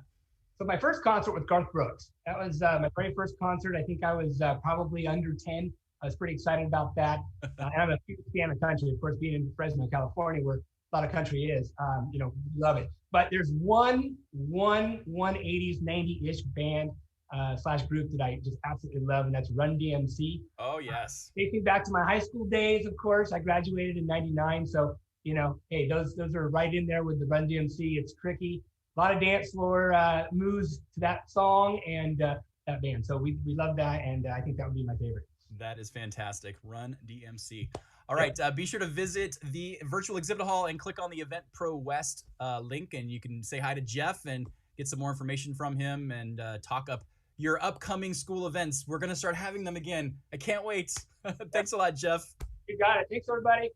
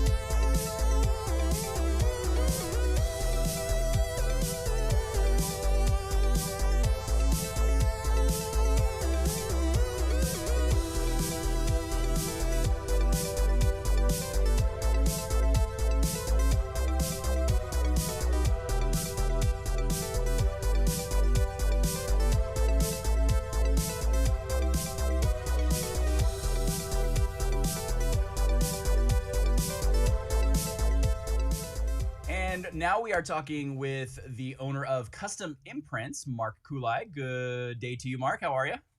I'm doing great. How are you? I am doing so great. This convention is fantastic so far. So tell us all about Custom Imprints. I have worked with you for a number of years. I know all about you, but I want you to tell our viewers about it. So our company is a custom screen printing, embroidery, tackle twill, promotional product company. And for CADA schools, that means spirit wear, class tees and lawn signs, PE uniforms. It means student apparel for things like Avid, Yearbook, Honor Society, all those kind of items as well. And it also means super easy design process and awesome customer service. Yeah. I will add that in. Yeah, and always the guaranteed lowest price. I should have added that in. Oh, always. Yes, excellent. So we've had a crazy year. I was going to ask you if you've got any new products, but I have this, and I am super excited by this. Can you tell us what this is? So one of our newest products you have right there. Over the summer we bought a industrial 100-watt laser machine that both cuts and laser etches things like wood, acrylic, bricks. And that's the lawn signs were very popular for us at the end of last school year. And so this is an extension of it. What you have, so we've created wood signs where we cut them out in premium Baltic birch, and then we give you all the parts, and then you paint signs like this right here. So cool. And we have, look in the mirror here, this kind of thing here too.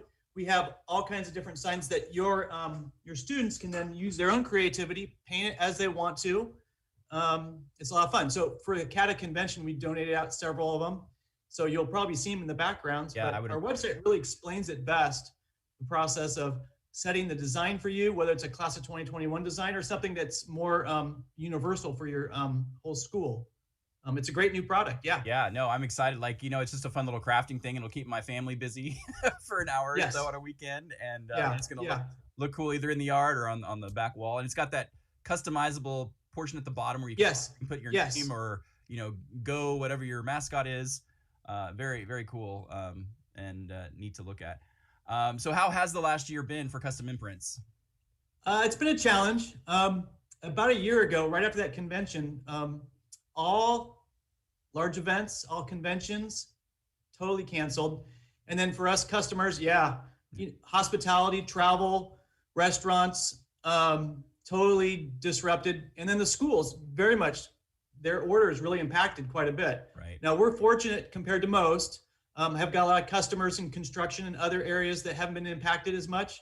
We're a mature company in that we own the building, we own the equipment, and we'll be financially strong. So when the COVID fog lifts, I feel like we're ready there to pick up market share that wasn't there before. So, I have long-term optimism, but the last year it's been a big stinker. Yeah, totally. I think that's a good word. I haven't heard someone use stinker. I might start using that one.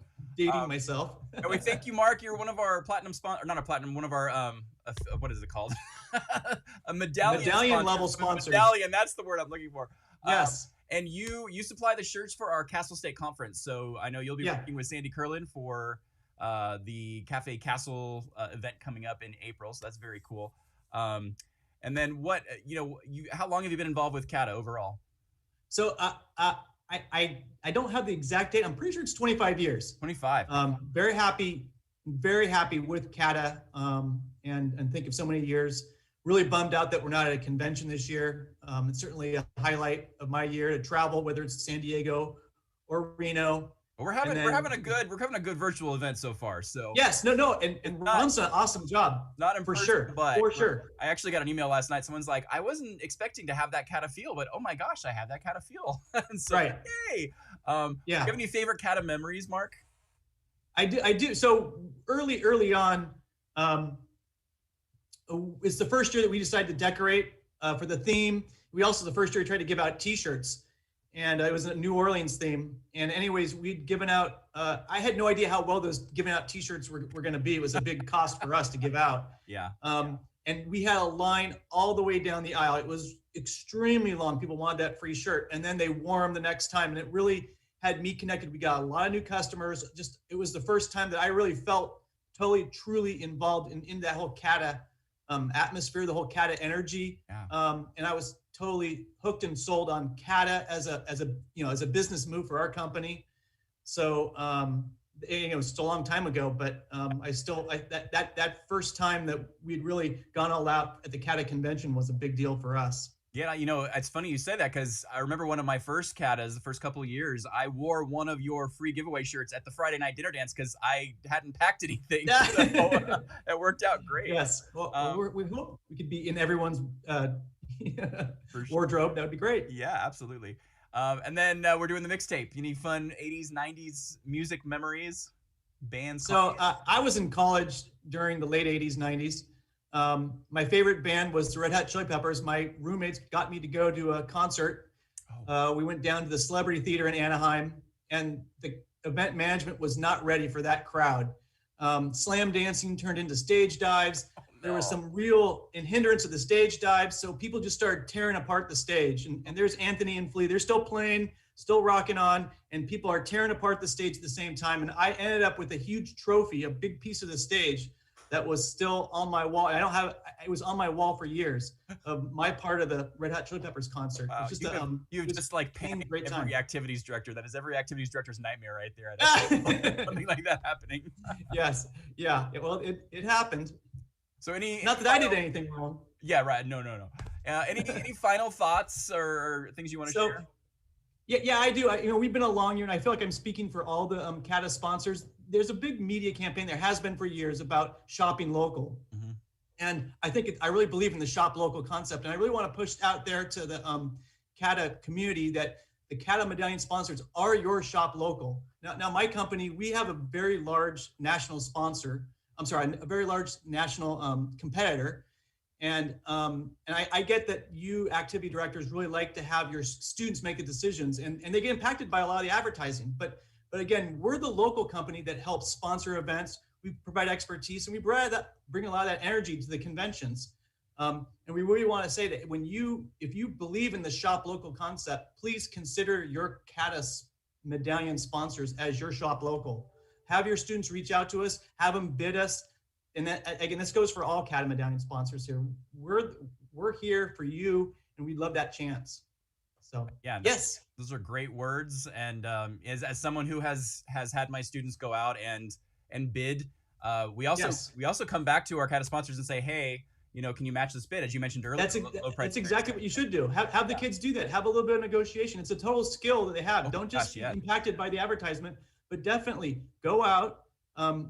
Figure out what's most important to your school, or its deadline, is the art, what is the most important, put it in a message, compare 3 companies, and then it's such a great valuable skill. And I do feel like it's a great lesson for the kids. Plus I think they'll end up getting better. They'll get better results. Yeah, for sure. I agree. Great words of advice, Mark. Thank you so much for joining us today.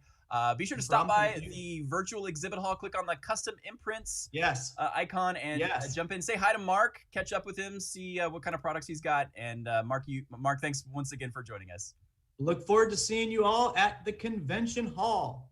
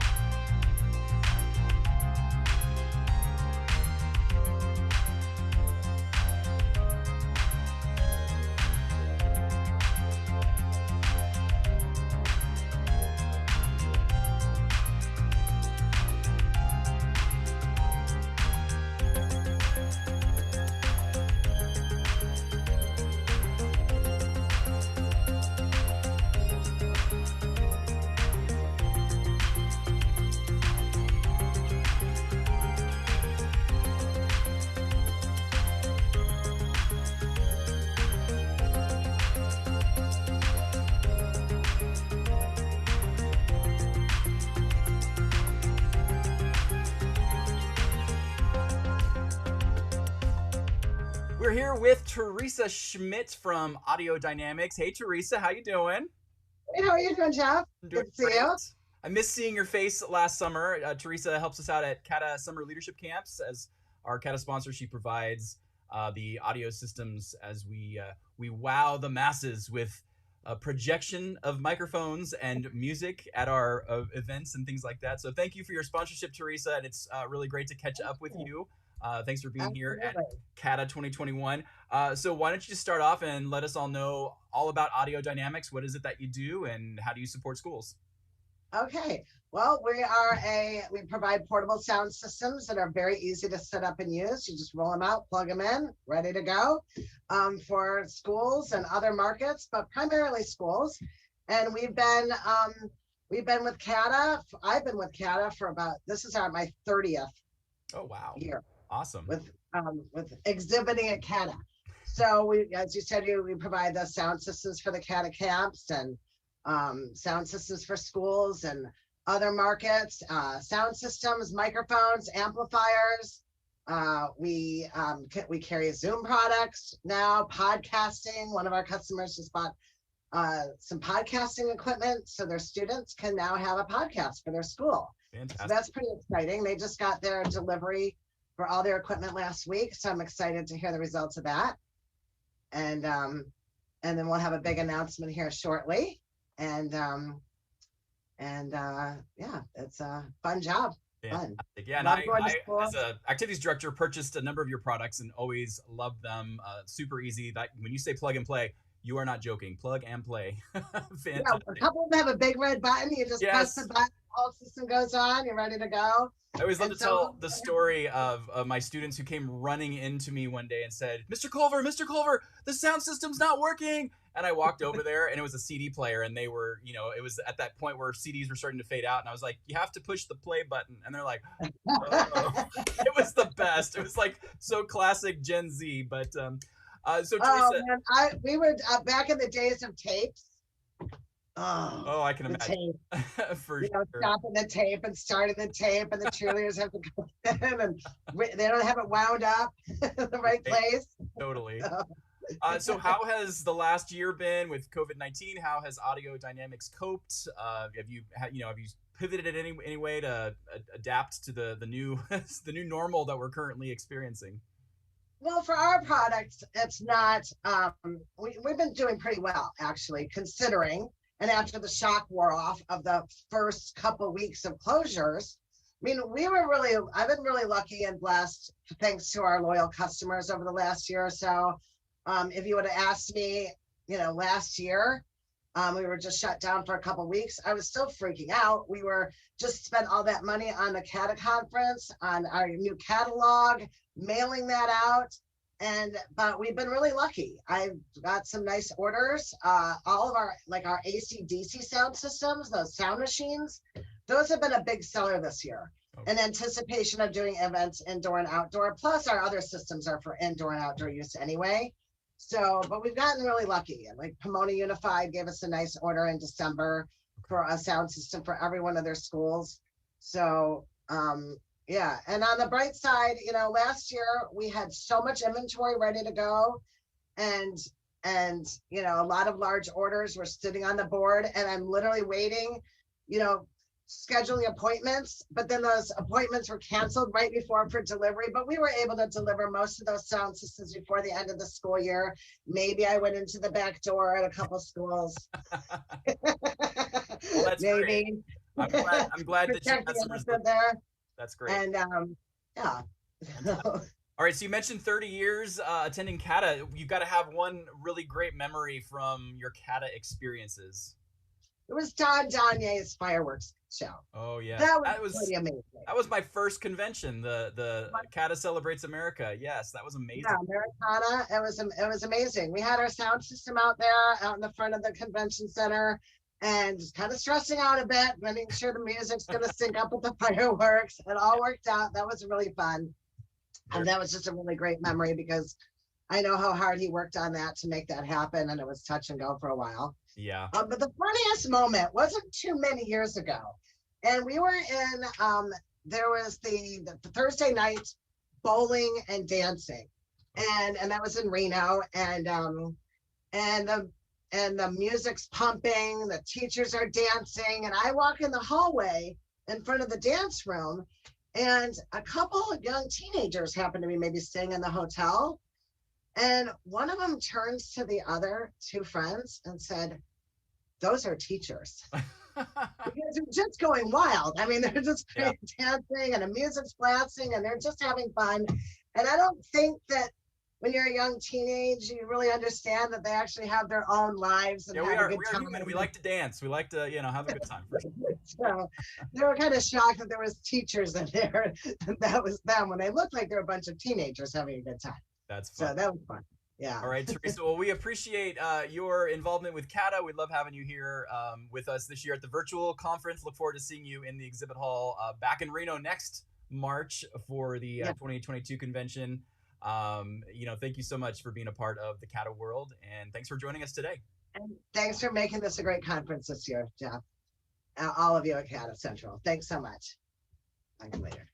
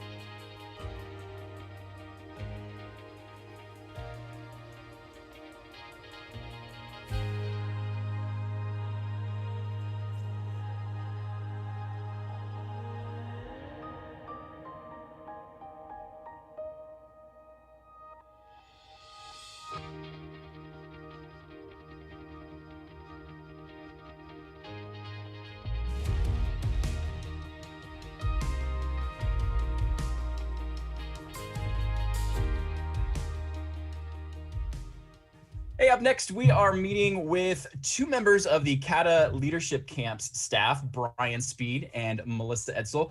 You two were our camp directors last year as we did Power Up and our very first virtual camp that we thought was going to be our one and only. And turns out it's going to be the first of two virtual camps that we'll be doing. How are you guys doing today? Great. Excellent, excellent. So start off, talk to me and tell our audience a little bit about what CADA Leadership Camps is and why you got involved. Okay, so I can start. I was lucky. I got to go to CADA Leadership Camps as a kid, so I knew I loved it. And then my first year in education, I was lucky enough to work at camp, and I've been working at camp ever since. I love that camp is kind of this prep and this like exciting moment in the summer where you're just getting ready for the year, and we're trying at camp to kind of prepare you for anything that you might need to do in the school year. And so there's just so many opportunities for growth for kids. Speed, how about you? So I too got to go to leadership camps when I was in high school, and I just had an amazing experience just being able to connect with student leaders from all over the state and learn from, people from CADA, but also different speakers from all around. It was a really cool experience. And part of that is what inspired me to pursue a career in activities and become an activities director. I just love camp because you get to connect with people and you get to learn, and the students get to come in and they get to create the different events and things that happen at camp. So you get to learn like hands-on and firsthand and just have a really cool experience and make a ton of memories.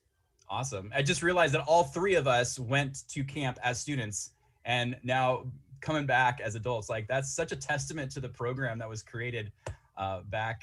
I had a pen pal back in the day before anything was technology, right? Like I had people, we wrote letters for years because of my friends I made in a week at CADA camp. So it's really cool. Very cool. So last year we did our first virtual camp, and I pegged you two to be our camp directors, you kind of the face. What was that experience like, and what was the virtual camp? How was that beneficial last year compared to like the normal year where we're on campus at UCSB or Santa Clara? Well, I'll say when we went into shelter in place and we were staying at home, I struggled, like just the lack of seeing kids. I didn't have their energy, and I was just left the school year just kind of defeated. And so I was really looking forward to camp because I was hoping it was going to give me that same good, happy feeling that I always get at camp.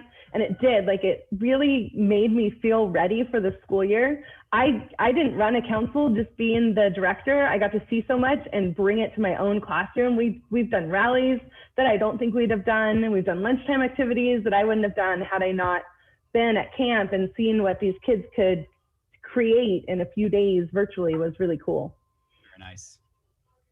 I have to agree with Melissa. Like, when we first went on that shelter in place, it was just kind of like, what are we gonna do moving forward? At that point in the year, it was like, okay, let's figure out graduation. Let's figure out how to get, the seniors through. But everybody else coming into the next school year, like, we had no idea what it would look like. And I think having the opportunity to work, virtual camp, like, you get to see firsthand, like, oh, these are platforms that you can use. These are structures that you can use to bring everything back to your school. And I think virtual camp was also a testament to those students and their creativity. If you give them these different avenues, like, we were able to see what they could create and what they could bring to life. Like, it was amazing just having that opportunity to work camp and see what students can do and give them the opportunities to do it. Yeah, I do think it allowed me to be a little more flexible in the school year, knowing that giving them time to be creative, my kids have come up with like really cool things, but that all started with camp and seeing they just needed that support. Yeah, I remember when we were talking about this in late spring about putting this virtual camp on, we were just like, oh, I was so scared because people were just sort of Zoom burned out, and it had only been like a couple of weeks at that point, and I was so scared. And then, everyone went on summer break and they had some time off, and then camp popped up, and I think it was so great because the students and the advisors that attended were burned out, yes, in the spring, but then they had that break, and then summer was the perfect time to kind of jump back in and kind of really examine what the future was going to look like. And we're looking at now another kind of different year moving forward. What would be your opinion on what the benefit of going to camp this summer, virtual camp this summer? What would be the benefit there for schools as we look to the 21-22 school year? I would say, go ahead. You can go ahead. No, go for it.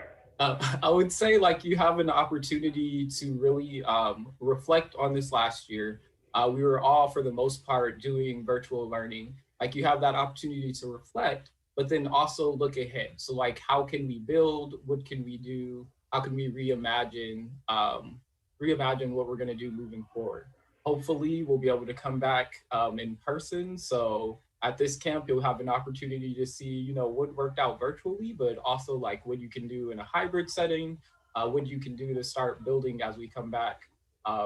Hopefully to full school. I don't know what it's going to look like, but you'll be able to get ideas, and hopefully by then we have a better understanding of what next school year will look like.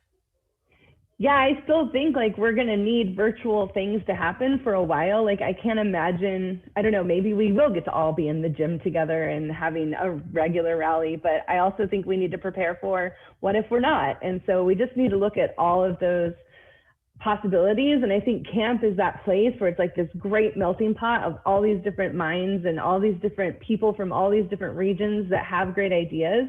And like everyone helps each other trying to come up with solutions for the future.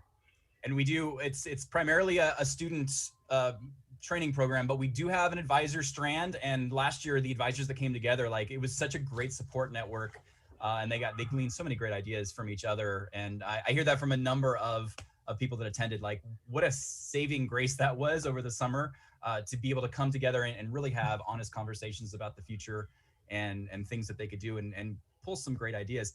So big reveal here. Our theme for this summer is the leadership renovation. Ooh.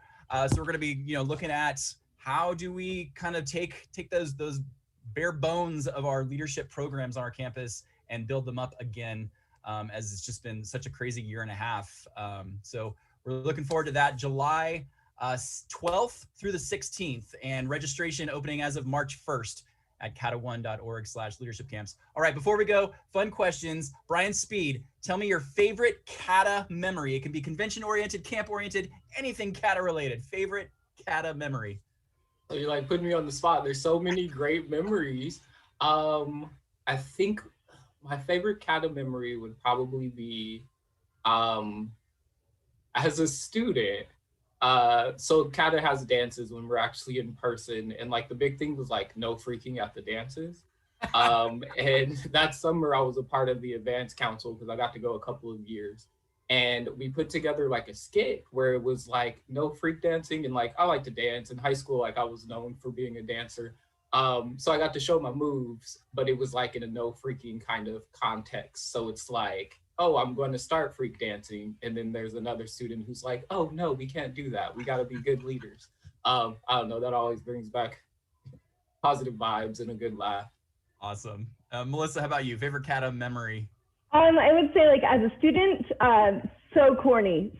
But we did Whitney Houston's Greatest Love of All, and we all sat in like a giant kumbaya circle. This was when it was still at Stanford. And we were given the words and we all sang it. I love a sing-along. I get so excited about a sing-along, like I just do. You do, right?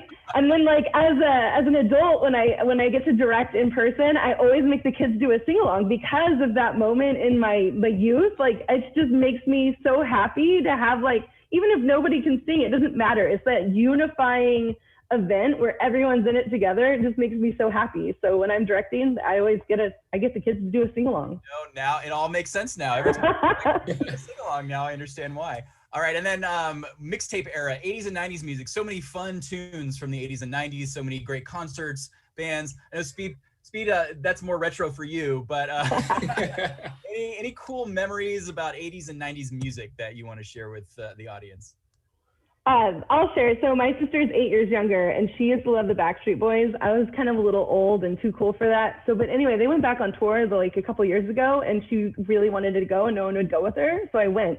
And I'm going to tell you, like, as an activities director, our goal is to create like this energy and this fire and to get people excited. I've never been to a concert where there was more excitement. It was insane. Like the energy, like it was a bunch of 40-year-old women just like singing and screaming at the top of their lungs. But I was like, oh my God, this energy is like what you want every school to be like at your pep rally or whatever. It was just like the coolest thing. And I'm like, I like the Backstreet Boys, but not like there was ladies there that loved them.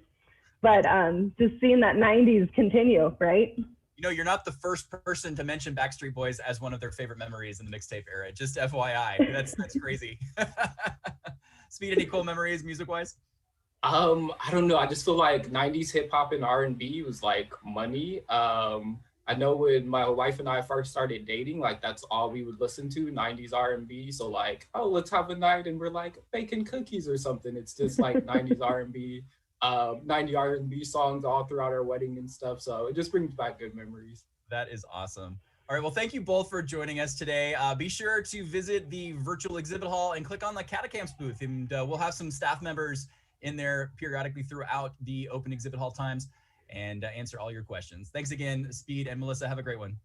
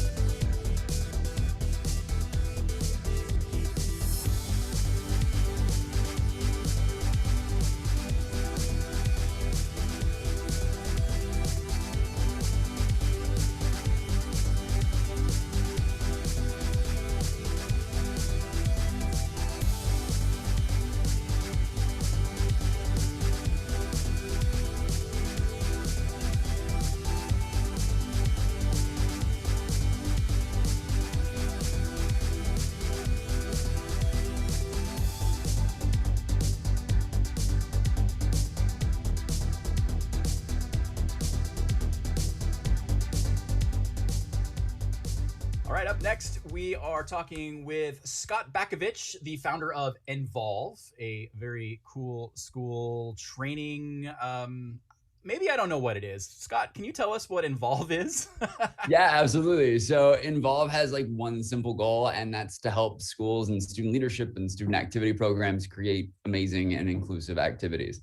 I've been fortunate enough in the last 14 years or so to travel and speak to more places than I can possibly count. And everywhere I've gone, it seems to be kind of the same recurring story that I hear, which is that student activity groups often struggle with this idea of like, how do we actually get kids to participate? And I think, especially now with COVID, it's gotten harder and harder. And so it's led to so many more schools saying like, hey, how can we get our students involved and how can we create new activities? And so that's what we do. We run trainings and workshops and offer a ton of resources for schools to do just that.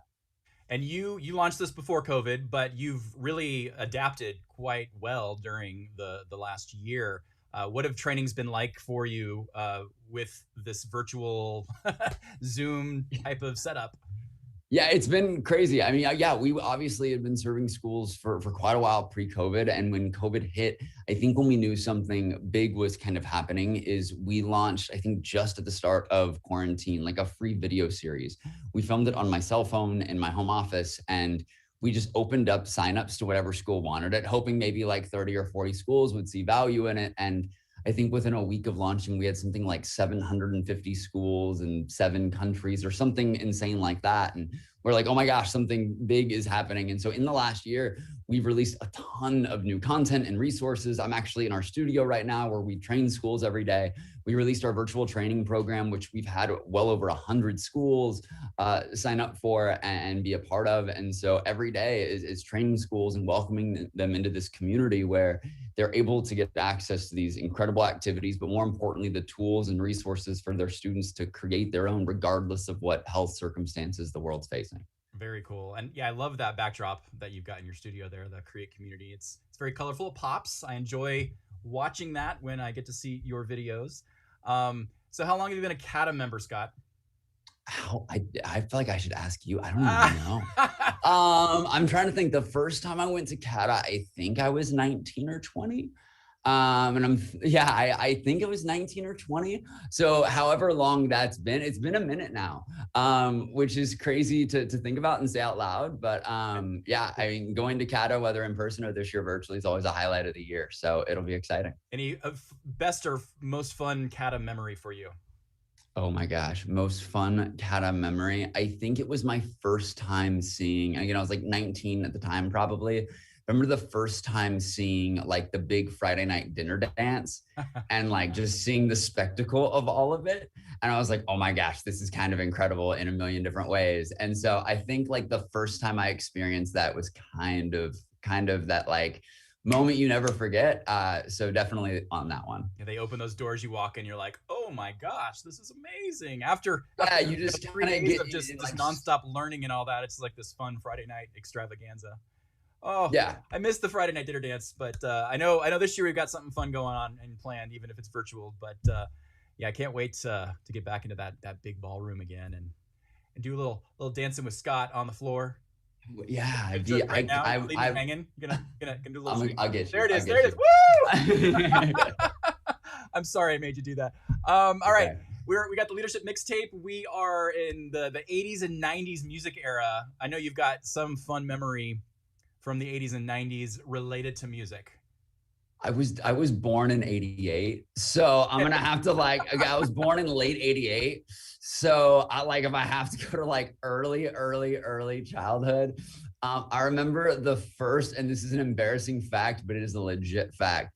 The first ever CD that I was purchased, I think it was as a gift from someone. And I don't know, I think I was I'm guessing 6 or 7. Okay. Like this, I'd have to do the look on this to see if they were actually around, but it could have been older. But I remember the first CD I was given was a Backstreet Boys CD. Oh, and I'm pretty now that I'm older, I'm actually pretty stoked on that fact. So I can rep that hard.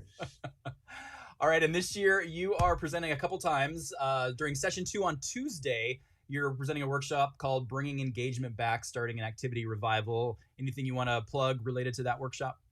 I think, one thing that's been really awesome this year is being able to like give a ton of resources. And this is more time than I've ever had in my life to actually create and look at new things that are happening in the world of student activities. And so if anyone watching has ever been to one of our sessions before, one of my sessions, I talk quite really, really fast, and I try to give out as much info as I possibly can. And it's going to be no different.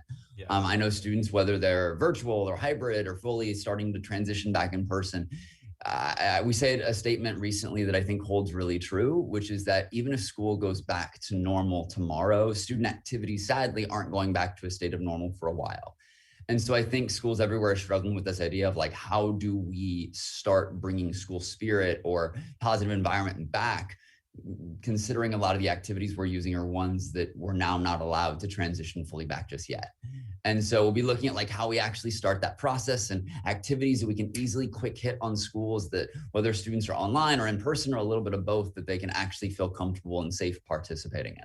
Very cool. And I know you're a humble guy and you probably don't want me to say this, but I know so many of my activities director friends that go to your workshops and come out and are just like, oh my gosh, my mind was blown. So many great ideas. So do check out Scott's workshop on Tuesday. If you missed the live one, the recording will be available on the schedule. And then you're also going to be doing a Meet the Pros, which is those 10-minute recordings that'll be available all week called Activities for Everyone 2021. Check that one out as well. Scott, thank you so much for joining us today. And be sure to visit Scott in the virtual exhibit hall. Click on the Involve logo and say hi to Scott. Thanks a lot, Scott. Perfect. Thanks, Jeff.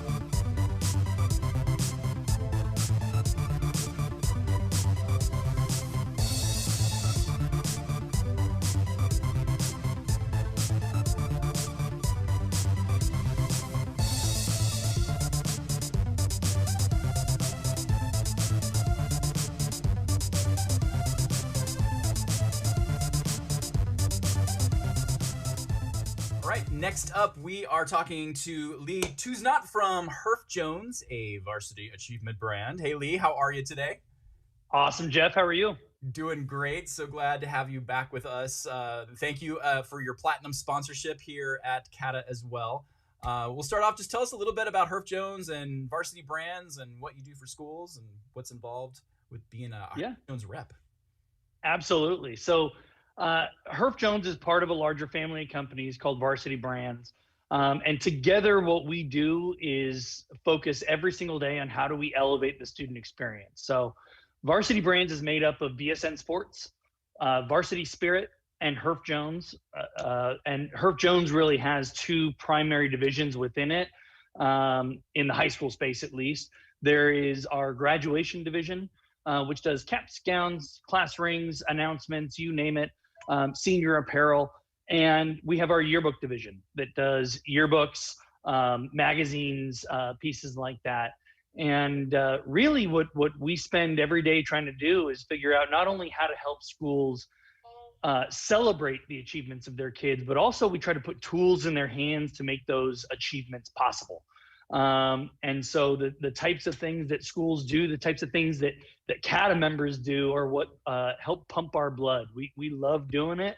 We can't do what we love to do without you doing what you do so well. So that's our whole mission at this point, and it's really my function at the company is making sure that we're putting those tools into your hands so that hopefully you choose to work with us and let us celebrate with you. Very cool. And I know you did a lot of reimagining last spring to get ready for virtual graduations, drive-through graduations. So talk a little bit about what has COVID been like for Herff Jones, and how have you guys pivoted to adapt to the new scenarios? You know, you just used the word that I use probably 50 times a day, which is adapt. Yes. And realistically, yeah, it hit us hard, and that's not any different than anybody else. Obviously, our business, the way we actually make money and put food on the table for all of our employees and reps is by selling these awesome symbols of achievement, the caps and gowns and the rings and the yearbooks and everything. And with everything that kind of the brakes got put on last year, there was some rough times, some lean parts of the year, but we focused really quickly on, we can't just have this all be about us. We know that we have a lot of employees to take care of. Varsity Brands as a whole has over 9,000 employees. Though we recognize those people have families and obligations that they have to meet. But we also know that what we do impacts in such a big way what you do and what your students experience. And so we did everything that we could to adapt as quickly as possible.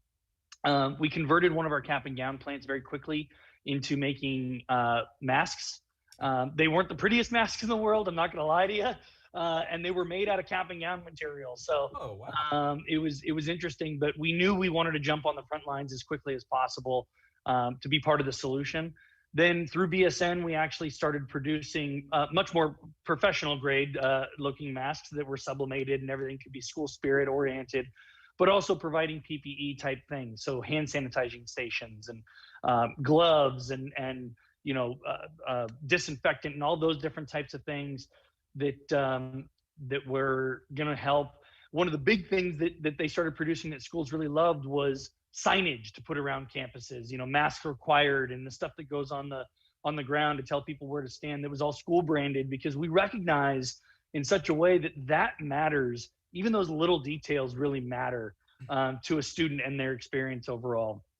And then one of the big things that Herff Jones really pushed last year was a partnership with two companies that we had already been kind of exploring something with, to put together a virtual graduation solution that wasn't just, we're going to give you some slides and maybe give you some canned music or anything like that.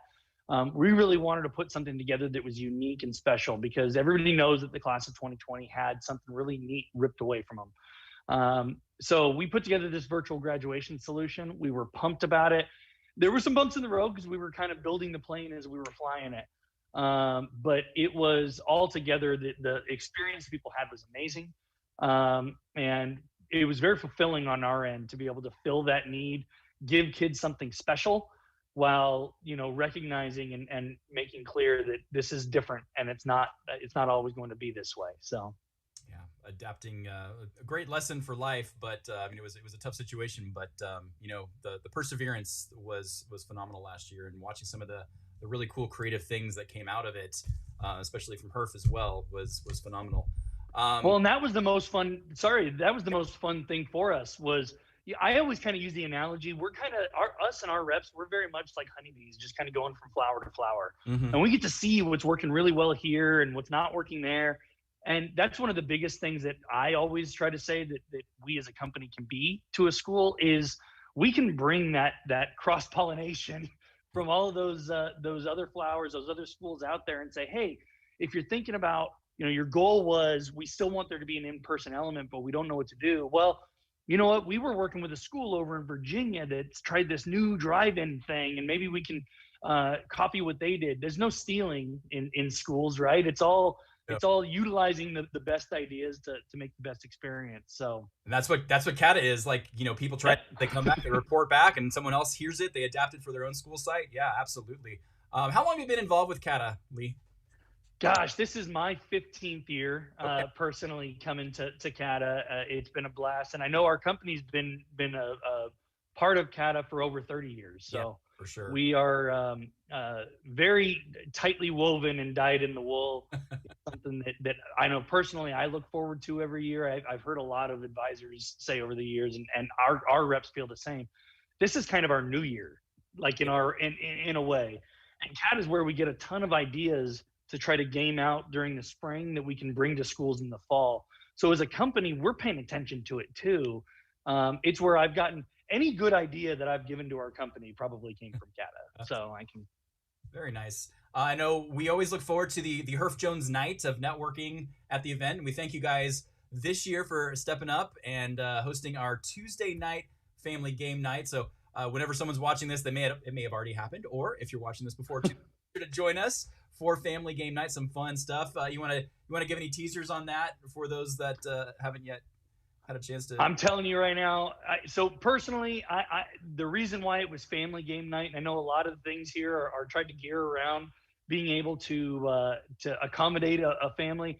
I looked at it as, I don't think it'd be very fair to tell your husband or your wife, hey, I'm going to go hang out in the garage with a bunch of people all over California while you take care of the kids. So please bring your kids. We're going to have some fun games that we're going to make it very family friendly, but some trivia and some name that tune and some other stuff. So start brushing up on those things. And we really want to have just a fun night that we can celebrate with you guys and do a little bit of networking and, just kind of hang out and have fun. So awesome. Some cool prizes too. We're going to have some awesome prizes to give away to the winners and anybody that shows up. So. Am I eligible or no, I'm not eligible. I mean, we can talk after. Just kidding. And then one last thing I want to mention is you guys are bringing in Aaron Hart and Kevin Atlas, who are going to be doing a workshop on behalf of Herf Jones on Thursday. That one called Social and Emotional Empowerment Rights. Any plugs you want to give about that? I'm not sure. Yeah, if you guys don't know who Kevin Atlas is, he used to go by Kevin Lau. He's a nearly 7 foot tall, one-armed former collegiate basketball player. Amazing guy, amazing story. And together we built what's called the Believe in You series. We're really excited about it. Check it out at www.believeinu.com. But we have this partnership through VSN Sports, through our sister company, with an organization called Open.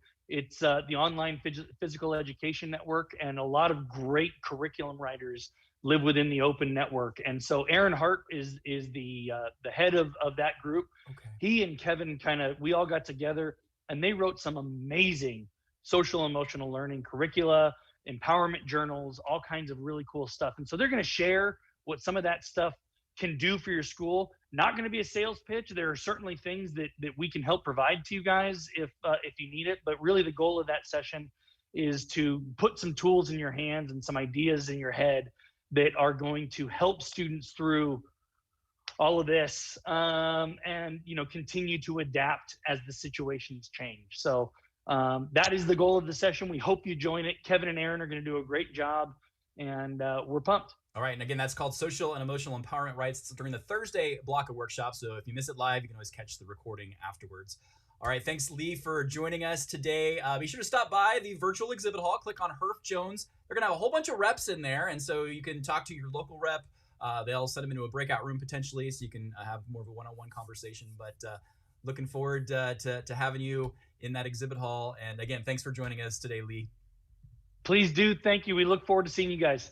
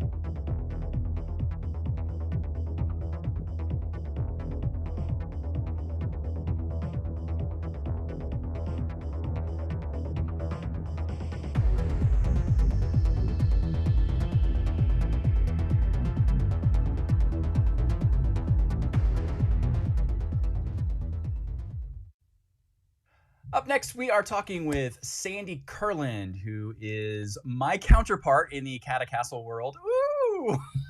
You're doing better part? Or no? The better part, absolutely. Yes, you're the top. I'm like, yeah, for sure. Sandy oversees our CASTLE program, the California Association of Student Leaders. Sandy, just tell us a little bit about CASTLE. What is that organization? What do you do? Yeah, I'm thrilled to say that I have the privilege of guiding that other piece of CADA Castle, which is, as Jeff said, the California Association of Student Leaders. And it is modeled after CADA, in which we do a lot of the same things, and it culminates in our conference, the Castle State Conference, where we also have area meetings, meet the pros, speakers, and all those things. The big difference is that it's all put on by students. So one of the really cool aspects of it is that when you take your students, they see other students running those pieces. Yeah, which is, I mean, an amazing thing to see as an advisor. Just watching it all happen and unfold was it was inspiring to go back to my campus and let my students then take the reins. Now, last year we left the CADA convention in Reno, came home, and everything shut down a week later, including the Cafe Castle, the 2020 state conference. And so, how did you guys handle that? It was, we had about 8 to 10 days when we learned that we were going virtual. So it's interesting looking back now to see all of that. But I recall T Street calling me and saying, like, you got this, we got this, I'm here to help you. Like, what do you need? And it was so funny. I remember giving our password to all of our speakers to go on Instagram Live. And luckily, we with Castle had actually been using Zoom for the past couple of years. So we kind of knew a little bit about that, and we put like Meet the Pros and things like that on there. But really, we kind of did a lot of it just, like again, in 10 days on Instagram Live, and everything was very fluid and moving fast. And we had over 10,000 people joining us, so it was great. But we learned a lot, and this year it will look a little different. Which takes us to this year, and the Castle State Conference this year, again, going to be virtual. So what's that going to be like? Round 2, you learn. So we will be using different platforms and Instagram Live, although we have had requests for still maintaining our breakfast and lunch and dinner through Instagram Live fun things. But we will definitely this year going for, again, trendy, but a little more the professional look of, really setting our speakers up for success and a great sound system and all those things, and a really easy, navigational website to use. And we hope that it allows you to see how good a virtual conference can be. Because I think this year our focus became not just content and curriculum and all those other amazing things that we do, but it was also like, how can we do it so well on Zoom that people will want to stay engaged the entire time, as opposed to just looking at a screen. We've definitely adapted and learned all the interactive tricks of keeping people engaged. Yes, that interaction's super important. You were talking about the breakfast, lunch, and dinner. I know that's like the secondary part of all the amazing curriculum that you put together, but I can't help but remember Tanner Schinderly on the Castle board cooking in his house last year and setting off all the smoke detectors in his house. It was like one of those moments that was just so much fun to watch as an attendee. And hopefully Tanner will do some more cooking for us. I guess there's a reason it's called live, which is no joke. It's not like the cooking shows on TV where they say it's live and then they like pull something out of the oven. Ours was like really live, and let's go with it. So fun to see that behind the scenes piece. Like a lot of people told us that with Castle, like you usually don't get to see the behind the scenes part of Castle, and all you see is the end product, where this felt a little more like we took them on that journey with us, which was really fun. Absolutely. Now, we have a number of different programs within the CADA and Castle organization from our area conferences. And then we have Castle, and then we have camp. Like, how do you kind of view Castle being its own little island? What's different about that versus some of the other events? And, why would an advisor go to Castle in addition to all the other events that we put on? Yeah, great question, Jeff Culver. Threw us a hardball there. Yeah, well, I will say that, a number of reasons. I think number one is because it's put on by students, obviously. And so you have their perspective. Like as often as I want to think I am genius and brilliant, I will come up with things and the students be like, you know what, we really think it would be better like this way.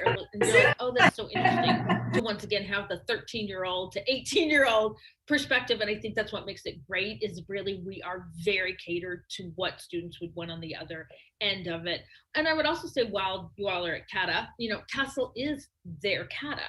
And so I remember going to my first CADA and being so excited. And I talk fast anyway, but I would come back from CADA and just be like, full. Oh, Thump indeed. just stopped her right in the middle of her sentence. Poor Sandy. I'm going to hear about this later. Word's going to get to her that we cut off her video midstream, and she's going to give me the riot act. That's okay. I can handle Sandy. Hey, we have cut in because it is almost 4 o'clock, which means we have come to the end of our exhibit hall time. The exhibitors, I popped into, about a dozen of them today to say hi. And today a little slower than other days, but if you want to reach out to them, you can still visit their exhibitor listings on the mobile app.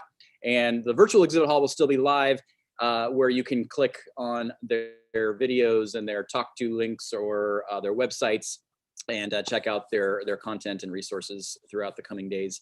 But we have some prizes to give away right now. We have scavenger hunt winners. Ron is going to spin the wheel in just a moment. And then we also, I believe, are going to have the contest winner. No, I'm getting a no on that. We are not going to announce the contest winner. Oh, we're going to just wait until tomorrow night to announce it. So that's great, because it's going to give people more time to view the videos and vote for their favorite themed videos. So if you did not get a chance to watch those 9 finalist videos, you can do that tonight or early tomorrow. And then tomorrow night, Friday night, during the general session, we're going to announce the winner of the themed video. Ron, I am going to turn it over to you to draw our winner or winners from our final scavenger hunt. So I think the question I need to ask, first of all, after I ask Jeff to turn down his volume, is how many people are we going to be giving away to? How many people we're doing? 2? All right, sounds good. So we're going to go ahead and spin that wheel. Actually, let me go ahead. We're using wheelofnames.com. This is a great, they're not a paid sponsor of CADA, but they just provide a great free service for educators looking for, you can do this in your classroom or school-wide. All right, Wheel of Names. And here we go. We're going to spin the wheel of names. These names, by the way, in case you're wondering what's going on, these are the names of just the people who have entered during this session between 1 and 4 o'clock. All right, we're going to spin that wheel. Here we go. And the winner is Lisa Carson. Virtual confetti, not scaring Ron. That's great. Awesome. Lisa Carson, congratulations. All right. So Lisa, just so you know, we're going to remove your name from the spinning so that we give everybody else an opportunity for this round. So remove. Okay. Lisa Carson, you are the winner of the $25 Amazon gift card. We're going to go ahead and spin that wheel one last time. Spin the wheel. Spin the wheel. Ron's never going to want to work with me again after this. Here we go. Oh, Ashley Schofield. Ashley Schofield, congratulations. Yay, congratulations. She won last night too. Wow, Ashley is cleaning up. She's going to have her entire conference paid for in Amazon gift cards here pretty soon. So Ashley, congratulations once again to Ashley. And then, oh my goodness, the name, our first winner totally has just escaped me. Lisa Carson. Thank you. So Ashley and Lisa, just a shout out to both of you. You will be, please check for your email, because we're going to be emailing that $25 Amazon gift card to you, to the email address that you use to register for the conference. All right. So Jeff, what is coming up next? Right now it's 3:57. Oh my gosh. What's coming up next? Yeah, it's 3:57. We are heading right into workshop session 4. We've got 16 options today. Pick your favorite that you want to attend live, and then keep in mind what those 2nd, 3rd, 4th, 5th, and possibly all the way up to 16th choices are that you can watch on the recordings. We'll get those up hopefully within 24 hours for you to watch at your leisure. After workshops tonight, we go right into our Thursday general session. Dr. Tim Elmore going to be our keynote speaker tonight. That one's going to be a little bit longer because we are providing a Q&A session afterwards, where you, the audience, will be able to ask questions in the chat. And then we're going to take a little dinner break and then go right into our arts, crafts, and culture night. I want to make sure I get those 3 words right. 3 options this evening that you can participate in. We've got Pachakacha, hosted by Scott Bakovich, featuring Houston Craft. We're going to have a slate of speakers doing some storytelling. Going to be a really cool event for those that want to do something a little bit more active. We've got calligraphy or macrame with Janet Roberts. And then even more active is TikTok dances, hosted by some members of our Castle State Board. So full slate of activities and stuff happening tonight for Thursday. Very excited for our Thursday slate of convention events. Ron, back to you. All right. Yeah. So once again, and Jeff said calligraphy or macrame. You wouldn't even have to choose. You could do both calligraphy and macrame. That's true. So I did misspeak. Lots of great choices tonight in Arts, Crafts, and Culture Night. Folks, we thank you so much for joining us. And I believe at this time you are moving out now to your 4 p.m. workshop. So we will see you back in the general session no later than 5 o'clock. Make sure you come on back because we get some great stuff for you headed up this evening at the 2021 CADA Convention, the Leadership Mixtape. Thanks so much. Enjoy your workshops.